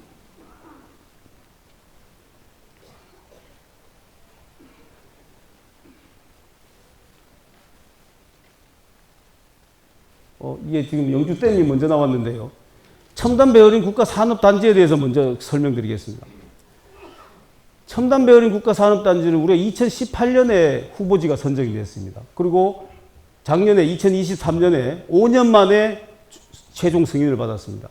같은 기간 안에 신청한 산업단지 중에서 가장 먼저 우리가 승인을 받았습니다. 처음에는 아까 김진영 씨님 말씀하셨다시피 이건 우리가 거의 최하위권에 있었습니다. 그걸 가장 빨리 우리가 승인을 받을 수 있었던 것은 일단 우리 시민들께서 한마음으로 김진영 시장님께서 시민 추진 위원장을 맡으셔가지고 한마음으로 다들 응원해 주셨고 그렇게 한마음으로 응원을 하고 있는데 국회의원이 그걸 소홀히 할 수가 있겠습니까? 그래서 이 사업이 성공되게 하기 위해서 여러 절차들이 있습니다. 자연 환경에 대해 가지고 지금 여러 평가들을 받아야 되고 또 농지 전용 뭐 여러 지금 단계들이 있습니다. 재환경영향 평가도 있고 환경영향 평가도 있고 여러 단계들이 있습니다. 이게 하나씩 갈 때마다 그 부처에서 딜레이 되는 걸 막으려고 제가 계속해서 그 부처에 확인을 했습니다. 이거 언제 너들한테 접수되냐? 언제까지 가능하냐? 이걸 매번 확인을 해가지고 이렇게 빨리 될 수 있었고 가장 그래도 결정적으로 지금 빨리 땡길 수 있었던 건 농지전용 협의입니다. 농지전용이 우리 저 산단 안에 농지가 있습니다. 그럼 농지를 산단으로 만들겠다는 이 농지 용도를 바꿔야 되거든요. 이 바꾸는 게 농림부에 또 갔더니 농림부에서는 농지 전용 신청이 들어온 순서대로 하겠다는 겁니다. 그때 들어온 게 한 20건 정도 됐어요. 우리가 제일 끝에 20번째가 19번째로 지금 가 있는 거예요. 이 순서대로 하다 보면은 우리는 1년 아니면은 2년이 걸리는 겁니다. 농지 전용 협의를 하는데 1년 아니면 2년이 걸린 거예요. 그래서 이거를 제가 풀려고 엄청 노력했습니다. 장관 차관은 얘기하면 되는데 이 실무 담당자가 소문나기를 아주 개팍하다고 소문이 나 있었어요. 이 잘못 접근하면은 이 사람은 완전히 막 반대로 튀어가지고 어떻게 될지 모른다는 거예요. 그래서 그 주변에 있는 사람부터 찾아보고 또 거기 위에 바로 위에 있는 과장 또 과장하고 친한 사람부터 찾아보고 해서 그래서 과장을 불러서 제가 얘기했어요. 이런 얘기가 있던데 그 친구 막 이 얘기도 안 하고 이 농지 전용 협의에 대해서 얘기도 안 하고 그 친구 평소에 업무 스타일이 어떠냐 이렇게 설설설 이렇게 물어봤어요. 그때는 조금 이런 면이 있고 저런 면이 있다 그래요. 그래서 지금 우리 지금 이 농지 전용을 하는데 지금 이렇게 순서대로만 지금 하겠다고 하는데 이게 너 방침이 맞냐? 그랬더니 맞다는 거예요. 그래서 제가 그때 찾아낸 게 뭐냐면은 위원회를 거쳐야 되는 게 있고 위원회를 안 거쳐도 되는 게 있습니다. 근데 위원회를 거치는 거는 위원회를 소집해야 되기 때문에 그거 다 그 순서대로 해야 되는데 위원회를 안 거쳐도 되는 것도 왜 위원회 거치는 거 그 순서대로 다 하느냐? 이걸 분리하자. 위원회 거쳐야 되는 거는 위원회 거치는 그 순서대로 하고 안 거쳐도 되는 거는 안 거쳐도 되는 걸로 하자. 이렇게 먼저 제안을 했습니다. 그래서 그 말이 타당하잖아요. 그래서 농림부에서 그렇게 방향을 정했어요. 그래서 위원회 안 거친 것대로 하기로 했는데 그 다음에는 제가 조금 좀 얘기해요. 우리 것 좀 빨리 해주라. 기왕에 이제 이렇게 된 거 위원회 안 거쳐도 되니까 위원회 안 거쳐도 되는 것 중에는 저 뒤에 있는 거 우리 것 좀 빨리 해주라. 이렇게 해가지고 1년 이상을 지금 당긴 겁니다. 박수 좀 치려면 세게 치소.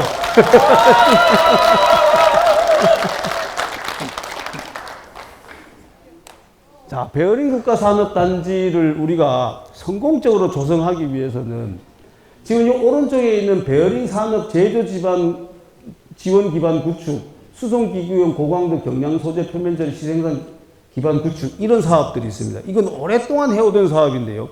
이 사업이 이번에 전체적인 예산이 줄어드는 바람에 예산을 팍 줄어버렸어요. 국회에서 2.6억하고 3억하고 이렇게 증액을 시켰습니다. 이건 뭐냐면은 베어링 산업단지가 성공하려면은 저기에 베어링 관련된 기업들이 많이 들어와야 됩니다.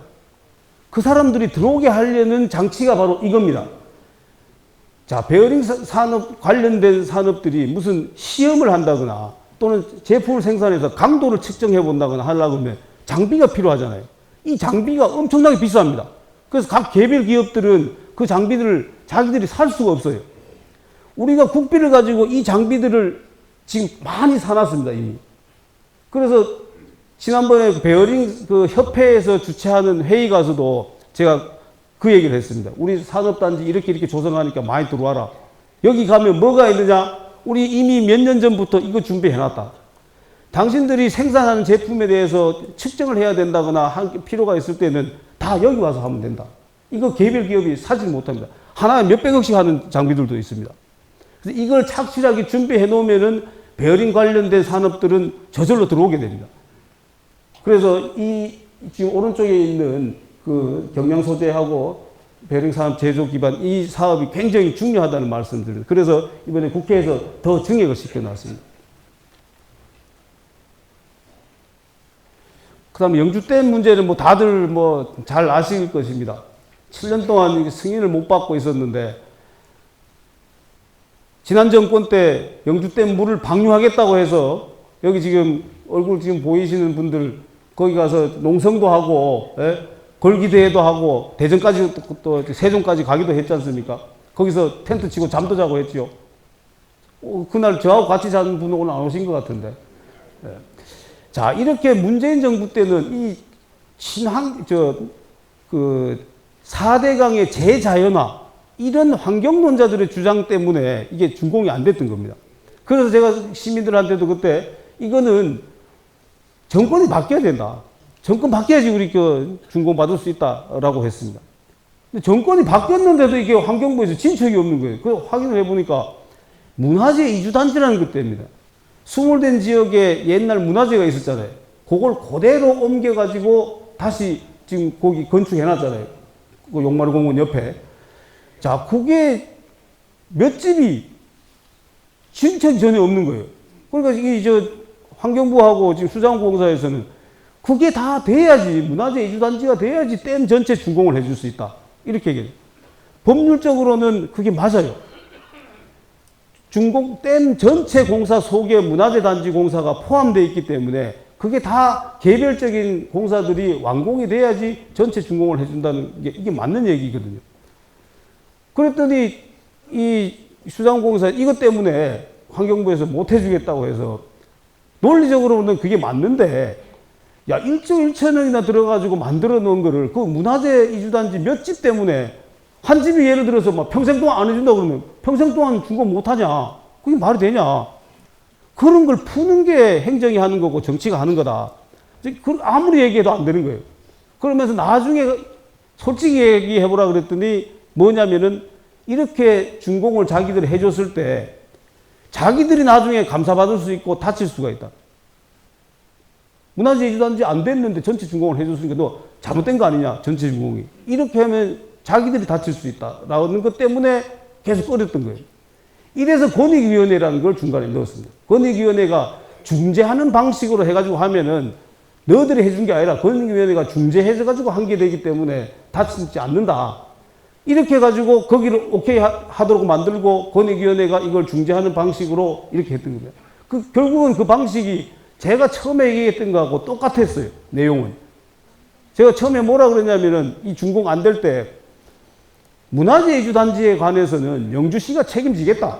지금 현재 있는 거 가지고 그냥 정산하자. 그래서 너가 이만큼 돈 들어갔다. 앞으로 이만큼 들어갈 거야. 자, 우리 그것만 받을게. 나머지 더 들어가면은 이 사람들이 계속 협의를 안 해줘. 더 들어가게 되면은 시가 책임질 테니까 넌 거기서 정산하자 그랬더니 처음에는 오케이 하다가 나중에는 아까 제가 말씀드린 것처럼 자기들이 혹시나 문제가 될 것 때문에 안 된다 그래요. 그래서 권익위원회를 넣어가지고 그런 방식으로 결국은 조정을 했습니다. 그래서 우리 영주댐이 이제 7년 만에 준공이 된 거죠. 자, 저희들은 이제 본 게 있는데요. 설계비. 저희들은 이 지금 영주댐을 왜 준공을 받으려고 합니까? 댐 자체가 준공되고 안 되고 그 물 차 있는데 뭐 차이가 없잖아요. 이 준공을 받으려고 하는 이유는 뭐냐면은 댐 주변을 개발하기 위해서입니다. 댐 주변에 레저시설, 휴양시설 이런 걸 만들어서 그래서 시민들도 거기 가서 휴식을 취할 수 있고 그걸로 인해서 또 새로운 관광지가 돼가지고 다른 곳에서 많은 사람들이 영주를 찾아올 수 있도록 이렇게 만들기 위해서 이 댐 준공이 우리한테 필요했던 거예요. 댐 전체 준공이 안 되면 그 개발 사업을 하나도 못 하는 겁니다. 그래서 이제 댐 전체 준공이 됐기 때문에 이제 시에서 용역을 줘가지고 이제 결과들이 나오게 됩니다. 시에서 용역을 줘서 나온 결과 그대로 하는 거 아닙니까? 그것보다도 우리가 더 좋은 다른 곳에 벤치마킹하고 어떻게 보면 해외에도 가서 벤치마킹을 해서 가장 훌륭하고 누구나 찾아올 수 있는 거기 가면은 뭐가 있다더라 라고 해서 특색 있게 만들어야지 사람들이 올 수 있게 하는 겁니다. 그래서 그런 작업을 우리 시하고 저도 같이 할 것이고 시민 여러분들께서도 어디 가보니까 참 댐이 있는데 이런 것들이 있으니까 정말 사람이 많이 오고 좋더라 라는 아이디어가 있으면은 시나 저한테 얘기를 해 주십시오. 그것도 참고를 해가지고 정말 우리 이 영주 댐 주변을 새로운 우리의 먹거리로 그렇게 만들려고 하고 있습니다. 시민들께서 많이 힘을 보태 주시기 바랍니다.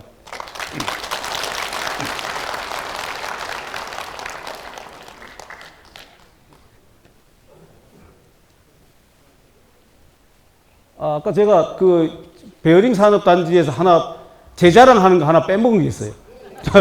제 자랑하는 거 뭐 빼먹었냐면은 자, 이 산업단지는 우리가 기본적으로 지방비로 하는 겁니다. 근데 여기에 국비가 들어오는 게 뭐냐면은 진입도로입니다. 진입도로가 국비로 지금 들어오게 됩니다. 그게 한 400억, 500억쯤 됩니다. 이게 원래 이 예산이 빠져 있었어요. 그럼 한 해 동안 이게 늦어지는 겁니다. 한 해가 완전히 멈춰 있기 때문에. 그래서 이걸 착공비를 10억 원을 이번 국회에서 뭐 흔히 얘기하죠. 쪽지 예산이라 그러죠. 국회의원이 자기가 예결위 단계에서 해가지고 하는 거예요. 이제 요새는 쪽지 예산이 그런 말 안 씁니다만은 예전에 쓰던 쪽지 예산이라는 걸로 제가 10억 원을 증액시켰습니다. 이게 자, 이거는 진짜로 아직 박수 치지 말고요. 이걸 못했으면은 우리 산업단지 준공 전체가 1년이 늦어지는 거였습니다. 이걸 했기 때문에 정상대로 진행이 됩니다. 여기서 박수를 치셔야 돼요.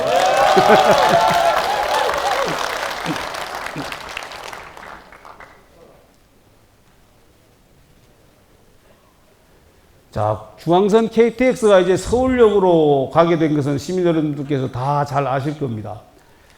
이 사업도 진짜로 이거 힘들게 했습니다. 제가 4년 걸렸습니다. 이거 하는데. 제가 당선되자마자 많은 분들께서 중앙선이 KTX가 지금 KTX 들어오는 것부터 뭐 어려웠죠. 그런데 그게 되고 난 다음에 KTX 이음이라는 열차가 들어오고 난 다음에 많은 분들이 청량리까지밖에 안 가니까 거기서 갈아타는 게 굉장히 불편합니다. 갈아타는 것 자체가 뺑글뺑글 불편하고 다시 또 시내로 진입하는 시간도 오래 걸리고 저도 한번 타봤더니 청량리까지 오는 시간이 너무 많이 걸리는 거예요. 그래서 청량리까지 오는 시간이 너무 많이 걸리니까 차라리 그냥 차 타고 내려오는 게 청량리 가서 열차 타고 오는 것보다 더 빨리 옵니다. 비슷하게 걸리더라고요. 그러니까 이용을 덜 하게 되고 굉장히 이용하는데 불편이 있었습니다. 그래서 오랫동안 많은 그 정치인들이 지금 이걸 서울역까지 들어가게 하려고 노력을 했는데 기본적으로 안 되는 이유가 뭐냐면은 서울의 지하철 전철 노선이 포함합니다. 청량리부터 서울역까지 가는 거는 서울의 1호선 전철역과 같은 노선을 씁니다. 그럼 우리가 새로 들어가려고 그러면은 우리가 2번 들어가면은 서울 지하철역이 지하철이 2개가 줄어야 되는 겁니다. 1,000만 명이 넘는 지금 경기도민까지 하면 2천만 명이 넘는 그런 사람들이 이용하는 그 철로를 선로를 1개를 죽이고 2개를 죽이고 우리 중앙선에 가는 건 넣어준다는 거 이게 말이 안 되는 거잖아요.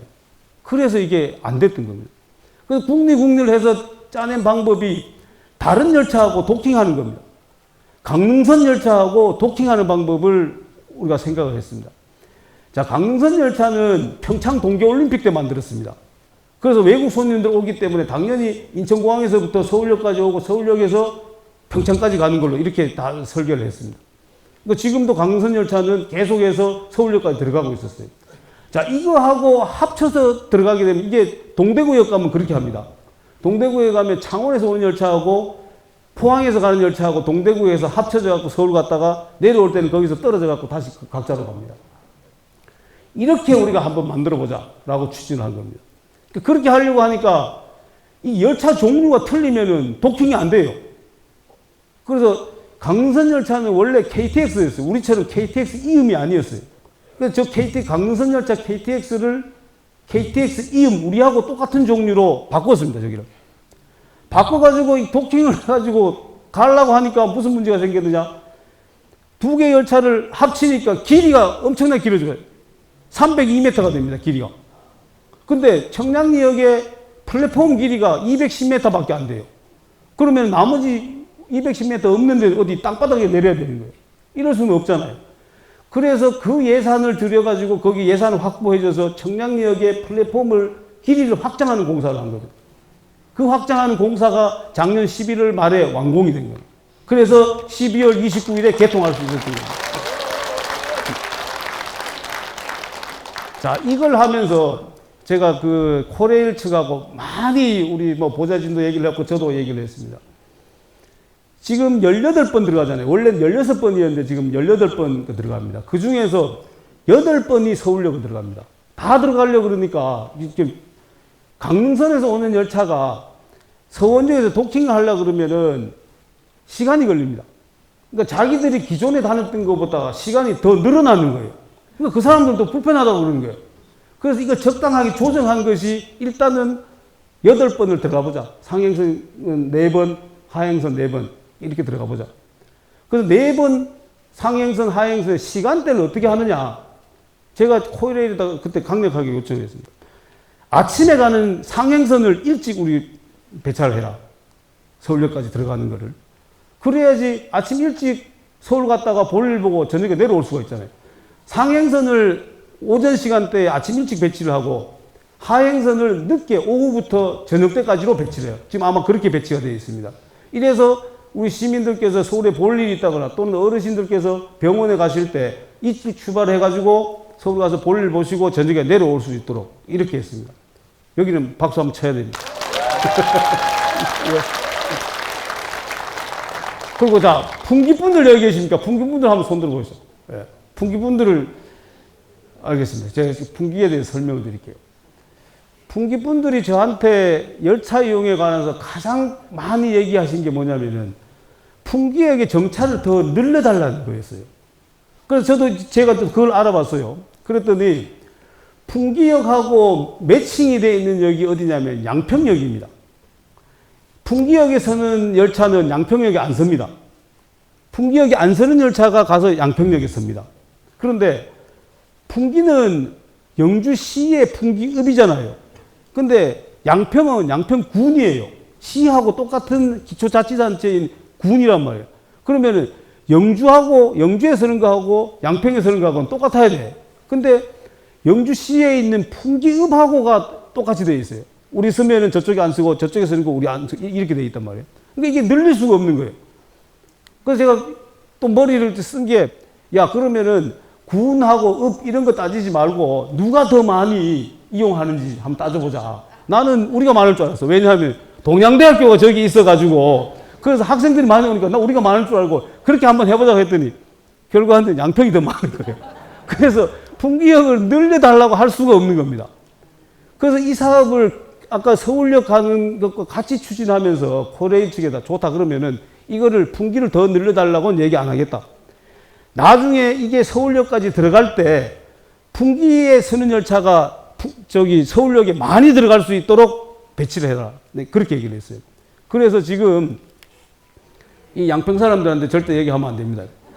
서울 가는 상행선, 하행선 4번이라고 했잖아요. 4번이잖아요. 풍기역에 3번 섭니다. 한 번만 안 쓰고 풍기역에 3번 서울역까지 가는 게 쓰거든요. 근데 양평은 군인데 2번밖에 안 서요.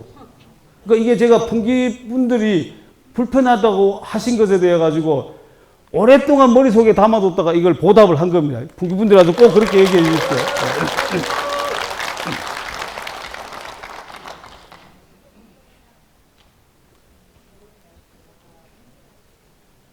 자, 철도 얘기가 나왔으니까 제가 철도 전체를 한번 개괄해서 말씀드리겠습니다. 우리 영주가 경북 북부지방의 중심지로 이렇게 크고 번영할 수 있었던 것은 바로 이 철도 중심지였기 때문입니다. 중앙선 철도가 올라가고 경북선과 영동선이 교차하는 지점이었기 때문에 산물이 모이고 산물이 모이니까 사람이 모이고 그래서 영주가 갑자기 큰 도시가 된 겁니다. 그런데 영동선과 지금 경북선이 철도로서 기능을 거의 못합니다. 그렇기 때문에 이제는 철도가 교차하는 중심지가 아니라 중앙선 역 중에 하나가 된 겁니다. 이렇게 되니까 당연히 도시의 기운이 세력이 쇠퇴할 수밖에 없는 거잖아요. 자, 이걸 다시 지금 세워야 됩니다. 다시 세우는 아직 박수 칠 때 아니라 이거는. 자, 다시 세우려면은 아까 편리하게 일단 이용할 수 있어야 됩니다. 그래서 서울역까지 이 중앙선이 들어가야 되고 또 하나가 2027년에 이제 서원주역에서부터 여주, 광주, 수서로 가는 이 열차를 개통시키는 겁니다. 그러면은 수서역까지 여기서 1시간 안에 갑니다. 58분 만에 갑니다. 그러면 획기적으로 교통이 달라지는 겁니다. 이러면은 지금 지역에 많은 문제들이 있습니다. 의료시설 낙후되어 있죠. 교육 환경 나쁘다고 그러죠. 이런 것들을 유출되는 걸 막을 수가 있습니다. 그리고 의료도 지금은 의료원에 많은 지금 과들이 있고 의사 선생님들 많이 확보를 했다 그래요. 근데 이게 확보하기가 굉장히 어렵습니다. 근데 1시간 내에 서울에서 올 수 있다 그러면은 진짜 훌륭한 선생님들을 많이 모셔올 수가 있어요. 4억, 5억 준다고 해도 서울에 있는 의사들이 지방에는 안 올라 그러잖아요. 그런데 KTX로 1시간 만에 올 수 있다 그러면은 출퇴근도 사실 가능한 거리잖아요. 실제 출퇴근하지 않더라도 심리적으로 내가 무슨 일이 있으면 집에 왔다 갔다 할 수 있다라고 하면은 완전 생각이 달라집니다. 그래서 영주 봉화가 27년에 수서 가는 저 열차가 개통되면은 여러 가지가 획기적으로 지금 바뀌게 될 겁니다. 여기를 박수 쳐도 됩니다. 감사합니다. 그리고 먼 미래를 보면요. 자, 중부권 동서횡단 철도가 있습니다. 이 사업이 완성이 돼야지, 그래야지 진짜로 영주가 옛날에 철도 중심지로서의 위상을 회복할 수가 있습니다. 저거는 어디 가는 열차는 서산에서부터, 저 충청남도 서산부터 천안으로 와가지고 영주로 오고 봉화 거쳐서 울진까지 가는 겁니다. 자, 이게 건설이 되면은 영주는 중앙선 철도와 동서횡단 철도의 중심지에 딱 교차되는 지점에 놓이게 됩니다. 이 철도는 우리가 살아있을 때, 이거 죄송합니다만 제가 나이가 별로 안 많습니다만 우리가 살아있을 때까지는 그 영화를 보지 못할 수도 있습니다. 그런데 이 철도는 장래에 어디로 연결되냐면은 남북 통일이 되고 그러면은 오른쪽으로 가는 동해 지금 쪽에 열차가 지금 내년이면 개통됩니다. 내년이면 강릉까지 울진 다 열차가 개통되거든요. 이걸 통해 가지고 시베리아 횡단철도로 연결됩니다. 유럽까지도 가는 겁니다. 그 다음에 서쪽으로 가는 열차는 어디로 가냐면 신의주를 거쳐서 중국의 내륙 횡단철도로 연결됩니다. 그럼 몽고까지 그쪽으로 또 가는 겁니다. 이렇게 장래의 긴 안목으로 봤을 때 이 동서횡단철도가 연결돼야지 우리나라 동해 쪽에 있는 산물이 저쪽 중국 내륙으로 가려면 뭐 들어가야 됩니까? 이 동서횡단철도를 통해 가지고 옆으로 가서 글로 가야 됩니다. 서해 쪽에서 나는 그런 공산품이든 뭐 농산품이든지 시베리아를 거쳐 유럽까지 가려면 어디로 가야 됩니까? 횡단철도를 거쳐서 영주를 거쳐 울진을 해가지고 올라가야 됩니다. 이 큰 그림을 장래에 지금 우리가 그리고 있는 겁니다. 이 철도가 지금 당장 되기는 어렵습니다. 제 힘으로 지금 부족합니다. 제가 내년에 재선돼도 이거 부족합니다. 3선돼서 원내대표 되면 한 요만큼 갈 수 있을 거예요. 당대표 되면 한 요만큼 더 갈 수 있을 거예요.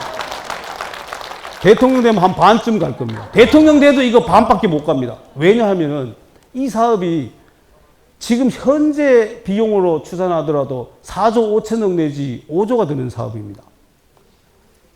그러니까 아까 제가 예타라는 거 설명드렸잖아요. 예타가 500억이 넘으면 예타를 해야 되는데 5조가 되는 사업이니까 당연히 예타를 합니다. 그 예타를 하면 이거는 아마 경제성 평가가 한 0.1 정도밖에 안 나올 겁니다. 왜냐하면은 저 산을 넘어와야 되잖아요. 충청북도 산 지나가지고 또 여기도 봉하고 울진이고 다 산을 거예요. 사람 하나도 없는 데를 이 철도를 놓겠다는 겁니다.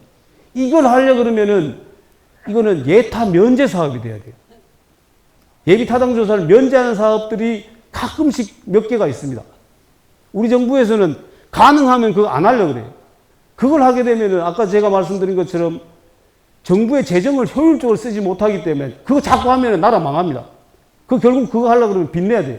국가 부채가 자꾸 늘어나요. 그러면은 우리 후세들한테 젊은이들한테 계속 그 빚 부담을 물려주게 되는 겁니다.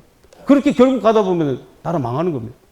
그래서 이 예타 면제 사업을 가능하면 하지 않아야 됩니다.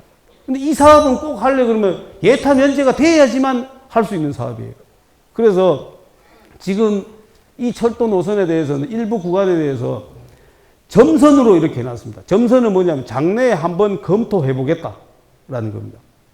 처음엔 이거 점선도 없어서 아예 이 점선을 넣는 게 지난번에 4차 국가철도망 계획할 때 엄청나게 애썼어요. 아무것도 아니, 점선 끄는 거 아무것도 아닌데도 이 점선을 하나 놓는 것 자체가 앞으로 이 사업은 추진될 수 있는 가능성이 있다는 거기 때문에 우려선이 굉장히 중요하고 국가에서 보더라도 이 점선을 함부로 막 넣어주는 게 아닙니다. 함부로 넣으면 나중에 가서 다 이거 이 사업도 해달라 저 사업도 해달라고 할 거 아닙니까? 그래서 이 점선 넣는 거 장래에 검토하겠다는 그걸 넣는데도 엄청나게 힘들었습니다. 이 점선을 이제 실선으로 진짜로 진짜로 놓겠다라는 걸로 바꾸려고 그러면은 제가 한 10년 정치해야 될까요? 빠르면은 뭐 7, 8년만 하여튼 제가 정치를 하는 동안에는 이 사업을 위해서 하여튼 최대한 애를 쓰도록 하겠습니다. 예.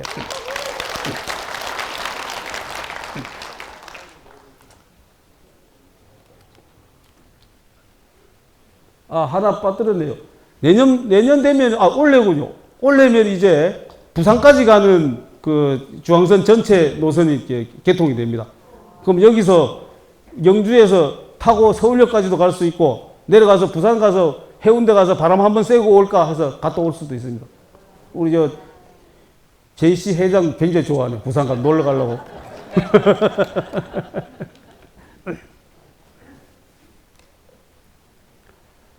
자, SK 투자하고 지금 옆에는 이제 베어링 아트입니다. 이 기업 투자에 대해서 제가 한 말씀 드리겠습니다. 결국은 지역이 소멸되지 않고 살아남으려면은 지역에 기업이 들어와야 됩니다. 기업이 들어와서 기업이 움직여야지, 그래야지 거기에 일자리를 가지는 사람들이 같이 들어올 것이고, 그 사람들이 아기를 낳아야지 출생률도 높아지고 지역이 소멸되지 않는 겁니다. 그래서 기업을 여기 오도록 하는 것, 또는 있는 기업이 여기 투자를 해서 더 고용을 늘리도록 하는 게, 이게 지방 소멸을 방지하는 길입니다. 자, SK가 지난번에 상주로 지금 공장을 짓겠다고 했습니다. 시민들이 다 분노하시고 안 된다 그러고 그랬습니다. 그런데 기업이 자기 경영을 위해 가지고 이익이 저쪽에 가는 게 더 나는데 억지로 못 가라고, 그렇게 하면 안 됩니다. 그렇게 하면 진짜 또 그것도 나라 망하는 거예요. 기업은 자유롭게 기업을 해서 이윤을 창출할 수 있도록 해줘야 됩니다.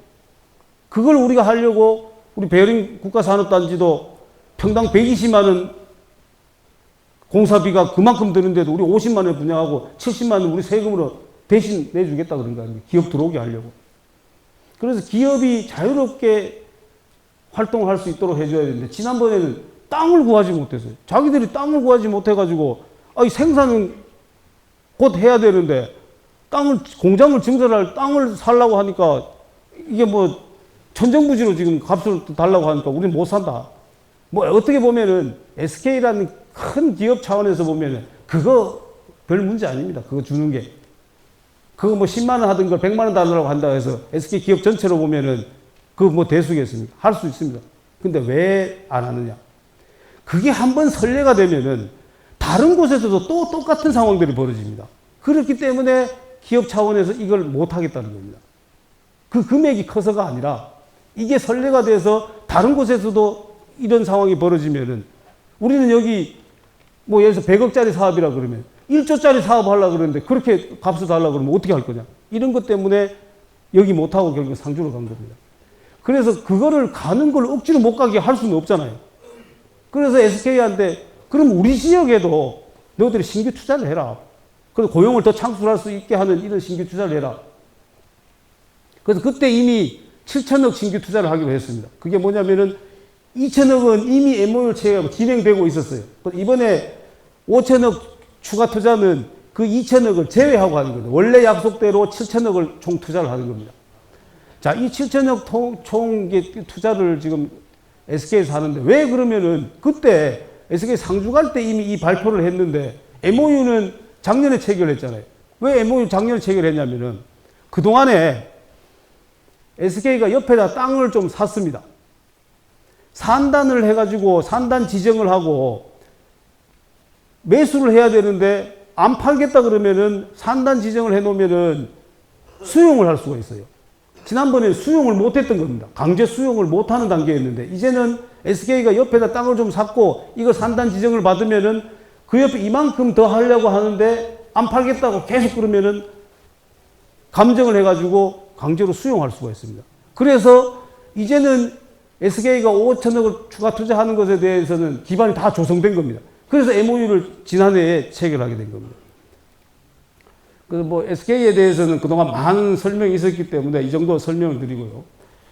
베어링아트 신규 투자 무산 위기를 해결했다. 이건 뭔 얘기냐면은 최근에 또 이런 문제가 터졌어요. 베어링아트는 우리가 지금 첨단 베어링 국가 산업단지를 만들겠다고 하는 것의 핵심 앵커 기업입니다. 이 기업이 거기에 투자를 하지 않으면은 만약에 베어링아트가 첨단 베어링 국가 산업단지 안 들어가면요. 그거 들어올 기업 없습니다. 제일 앵커 기업인데. 근데 이 기업이 자, 지금 베어링 아트에 공장이 지금 2개가 있습니다. 1공장 원래 있던 거고 2공장을 지금 만들어 놨어요. 그 옆에 3공장을 다시 더 만든다고 지금 3공장 부지를 다 조성해 놨습니다. 자, 이 공장은 이미 가동되고 있어요. 완벽하게 100%, 제가 지난번에 가보니까 100% 가동은 아니던데 일부 가동하고 있습니다. 그리고 그 옆에 지금 3공장을 만들려고 하는데 전기를 이 공장에 지금 전기가 이미 들어와 있습니다. 그래서 이 3공장에 이제 전기를 새로 설치를 해달라. 3공장 지으면. 그럴 때 한전에서 아니 그거 안 돼. 이 공장에 전기 이미 우리가 줬으니까 이 공장에 있는 걸 끌어다가 3공장에 써. 이렇게가 된 거예요. 근데 이 공장에 있는 전기를 승합을 시켜갖고 쓰려고 그러면 수십억이 더 들어갑니다. 비용이 더 들어가요. 근데 3공장에 한전에서 바로 전기를 연결하면 그걸 전략할 수가 있는 겁니다. 근데 그렇게 될 줄 알고 3공장을 베어링아트에서 준비를 해왔는데, 한전에서 안 된다니까 이거 딱 걸린 겁니다. 그랬더니 이 베어링아트에서 물론 저는 베어링아트가 진짜로, 여기 영주에 안 하고 딴 데 가겠다 이렇게 한 건 아니라고 생각하고 싶습니다. 거기서 그런 얘기까지 나왔다 그래요. 아니, 우리가 기업을 하고 투자를 하려고 하는데, 이렇게 추가 비용을 자꾸 더 들게 하면은, 왜 여기다가 하냐. 딴 데 차라리 하자. 이것도 또 우리한테 불리한 게 뭐냐면, 제천에 우리하고 똑같은 공장이 있어요. 베어링아트 공장이 제천에 똑같은 공장이 있고, 거기 4공장까지인가 있습니다. 그리고 여기 안 하면 거기 하겠다라, 이런 말이 되는 거예요. 자, 이걸 해결하지 못하고 만약에 3공장 하려고 그러던 거 영주에 접고 제천으로 갔다. 이러면은 우리 첨단 베어링 국가산업단지는 하나마다 실패입니다. 있는 기업도 여기 투자를 안 하고 지금 떠나가는데 어떤 기업이 새로 들어오겠습니까? 그래서 이거는 반드시 해결해야 되는 거예요. 이거 해결 못하고 만약에 진짜 떠나간다 그러면은 5년 뒤에 국가산업단지 하나만 합니다. 그래서 한전을 불러서 이걸 어떻게, 그러니까 방법이 이렇더라고요. 원래는 한 부지 내에 있으면은 2번을 이렇게 주는 게 아니래요. 한전에서. 원칙이 그렇다는 겁니다. 그럼 어떻게 해야 되느냐. 그래서 생각을 해낸 것이 영주시하고 그 베어링아트하고 그 한전 영주지사하고 생각을 해낸 거예요. 2공장하고 3공장 중간에다가 도로를 만들자. 도로를 내면은 이거하고 딴 게 되지 않느냐. 그래서 별개다 이렇게 해가지고 전기를 끌어오는 걸로 이렇게 했던 겁니다. 근데 한전에서는 도에 올라갔더니 한전 도 본부에서는 그 중간에 도로 내더라도 결국은 같은 부지잖아. 같은 부지 너가 편법으로 도로 내가지고 하려고 하면 되냐? 안 된다. 이렇게 된 겁니다. 이래서 한전 본부를 제가 불러가지고 여러 가지 방법을 생각을 했는데 그게 뭐 방법이 없는 게 아니더라고요. 지상으로 공중으로 이렇게 전기를 공급하는 방안이 있습니다. 이러면 비용이 훨씬 적게 들어요.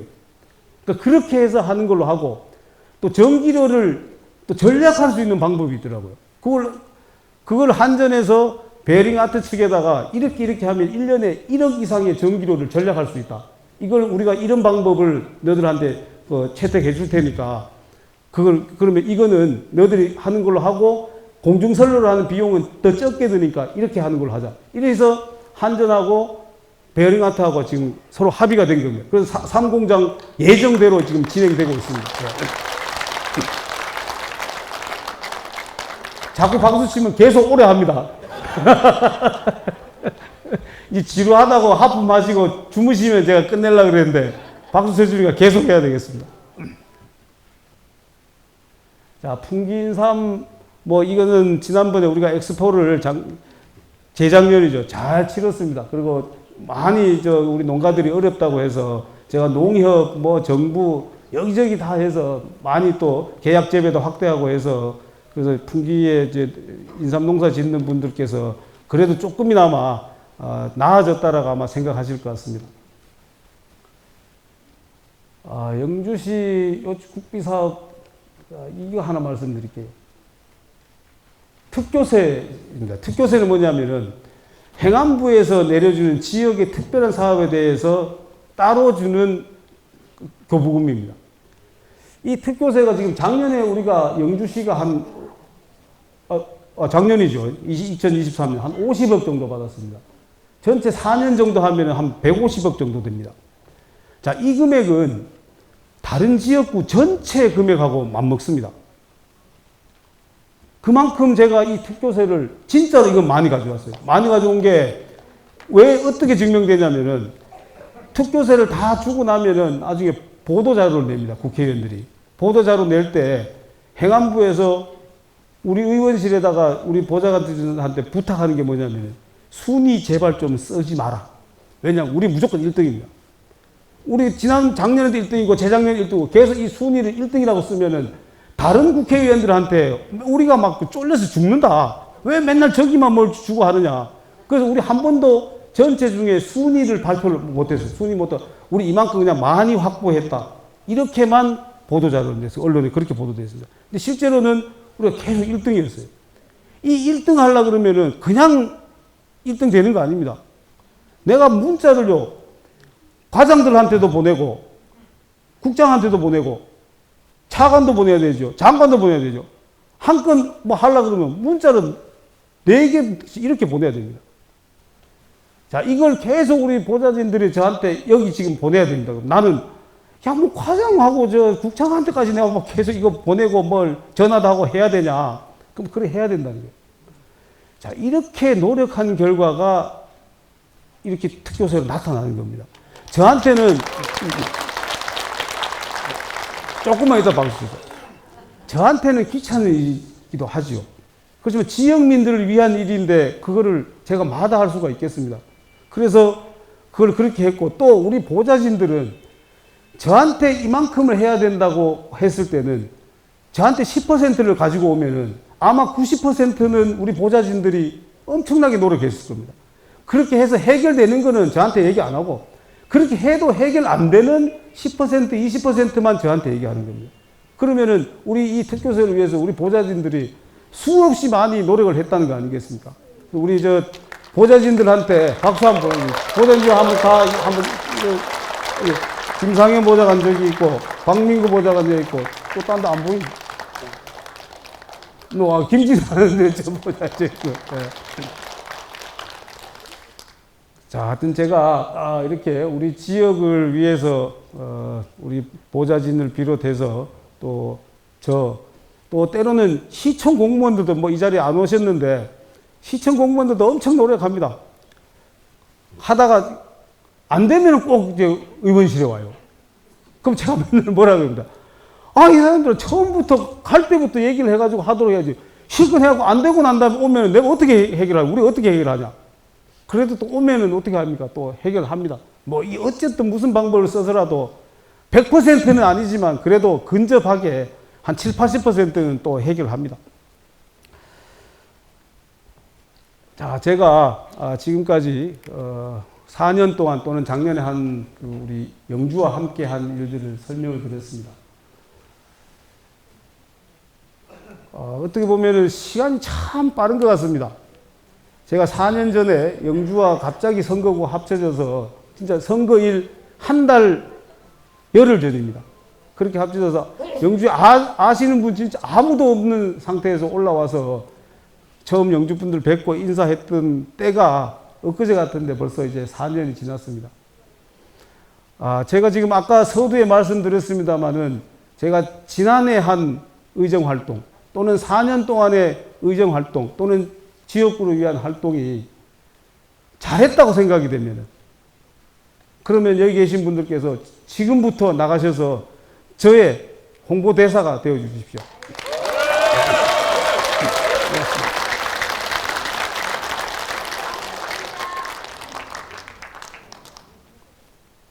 여러분, 소백산을 어떤 산이라고 말씀하십니까? 그렇죠. 소백산은 사람을 살리는 산이라고 얘기를 합니다. 그 얘기를 처음 한 사람이 누구인지 아십니까? 남사고 선생이라는 분입니다. 조선 중기에 천문지리 이런 데 통달했다라는 그 남사고 선생이라는 분이 소백산을 보고 이 산은 사람을 살리는 산이다 라고 얘기를 했다고 합니다. 근데 그 남사고 선생이 울진 사람입니다. 그 울진 사람이 조선 중기에도 소수서원에 유학을 왔습니다. 소수서원에 가면은 그분 유학한 학생 명단에 남사고 선생 성함이 거기 적혀 있습니다. 그분이 울진 사람이지만 소백산을 보고 사람을 살리는 산이라고 얘기를 해서 오늘 우리 영주 시민 전체가 다 소백산을 보고 사람을 살리는 산이라고 얘기를 합니다. 저는 울진 사람이지만은 영주를 살리는 정치인이었다라는 그런 평가를 듣고 싶습니다.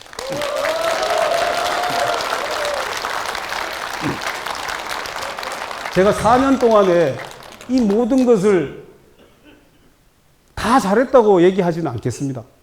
그렇지만 최소한 저는 저의 마음은 정말로 영주를 다시 살리는 정치인, 영주를 다시 살리는 노력을 정말로 헌신적으로 한 정치인, 그런 평가를 받고 싶고 앞으로도 제가 영주를 위해서 영주 시민들과 함께 영주를 한 단계 더 비약적으로 도약시키고 그렇게 할 수 있는 기회를 여러분들께서 지금부터 나가셔서 저를 홍보해 주시면 그렇게 될 것이고 안 되면 안 되는 겁니다. 여러분들한테 달려 있습니다.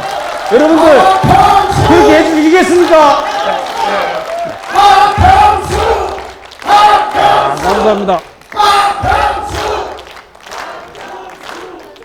고맙습니다. 너무 장시간 동안 불편하신 또 의자에 앉으셔서 오랫동안 얘기를 들으셨습니다. 저는 지금까지 이렇게 의정활동을 해왔고 앞으로는 이런 비전을 가지고 우리 영주와 대한민국 정치를 위해서 또 대한민국을 위해서 일을 하려고 합니다. 조금 전에 말씀드렸습니다만 그 기회를 주지 않고는 여기 계신 분들한테 달려 있습니다. 여기 계신 분들이 저한테 일을 더 하라고 하면은 제가 할 수 있는 것이고 하지 말라고 하면 하고 싶어도 못하는 것입니다. 그래서 여러분들께서 제가 다시 또 영주를 위해서 또는 우리 지역사회를 위해서 대한민국을 위해서 일할 수 있는 기회를 꼭 주시기를 부탁드리면서 마치겠습니다. 감사합니다. 고맙습니다. 저는 영주 시민 김은선입니다. 우리 국회의원님 하시는 의정 보고 잘 들었습니다. 그 중에서 저는 우리 젊은이들을 많이 이렇게 영주에 유치를 해야 되지 않습니까? 그런데 영주에 산부인과가 기독병원에 있기는 합니다만은 산후조리원까지 되어 있는 곳이 없어서 이렇게 젊은이들이 원주 세브란스 병원 그쪽까지 간답니다. 거기는 가면 출산을 하고 또 그 다음에 그 산후조리까지 할 수 있는 곳이 있는데 우리도 좀 영주시에 꼭 그런 곳이 되어야 우리 젊은이들이 영주에 정착을 많이 하지 싶습니다. 그래서 의원님한테 부탁드립니다. 지금 말씀하신 부분은 산후조리원을 설립하고 하는 것은 민간이 해야 되는데 그걸 뭐 강제로 산후조리원을 설치해라 또는 산부인과를 설치 이렇게 할 수는 없을 겁니다. 의료원에 그런 시설을 할 수 있는지 그걸 우리 시청하고 또 의료원하고 한번 상의를 해봐서 그런 방법이 있는지를 한번 찾아보도록 하겠습니다. 예. 네, 고맙습니다. 한 분만 더 앞에. 네.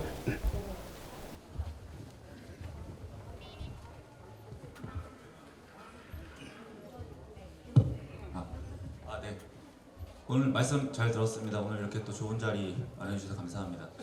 그 앞전에 이제 말씀해 주셨던 그런 저도 공감하는 부분이 있어서 이어서 좀 질의응답 드리도록 하겠습니다. 저는 사실 이제 제시가 아니고 지금 국방안보교육진흥원 경북지회 지회장을 맡고 있습니다. 안녕하십니까? 제시도 하고 있는데 제가 저번에 이제 10월 10일 참관하고 나서 그때 또 출전 보내주셔서 감사하고 제가 질문 드리고 싶은 거는 지금 현재 이제 영주에 있는 청년들과 풍계에 있는 청년들이 다 대구나 부산에 가서 사실은 수익의 어떤 그런 수익을 이제 소비를 합니다. 그래서 영주의 소비 문화라는 어떤 정착이 돼 있는 것들이 사실은 기반이나 인프라가 굉장히 좀 미흡한 상황입니다. 그래서 포괄적으로 간단하게 좀 질문을 드리면은 앞으로 영주의 어떤 문화시설이라든지 아니면 뭐 관광 어떤 세수를 늘릴 수 있는 그런 어떤 방안들 중에서 의원님께서 가장 좀 자신 있게 믿는 어떤 그런 부분이 있으시면은 한번 말씀해 주시기를 한번 부탁드리겠습니다. 그거는 뭐 즉답입니다. 그거는 뭐에 달려 있느냐? 베어링 국가산업단지의 성공 여부에 달려 있습니다. 문화시설이든지 경제시설이든지 이건 인위적으로 만들 수 있는 게 아닙니다. 그거는 자연스럽게 사람이 모여 있어야지, 집적이 돼 있어야지 그게 생기는 거죠.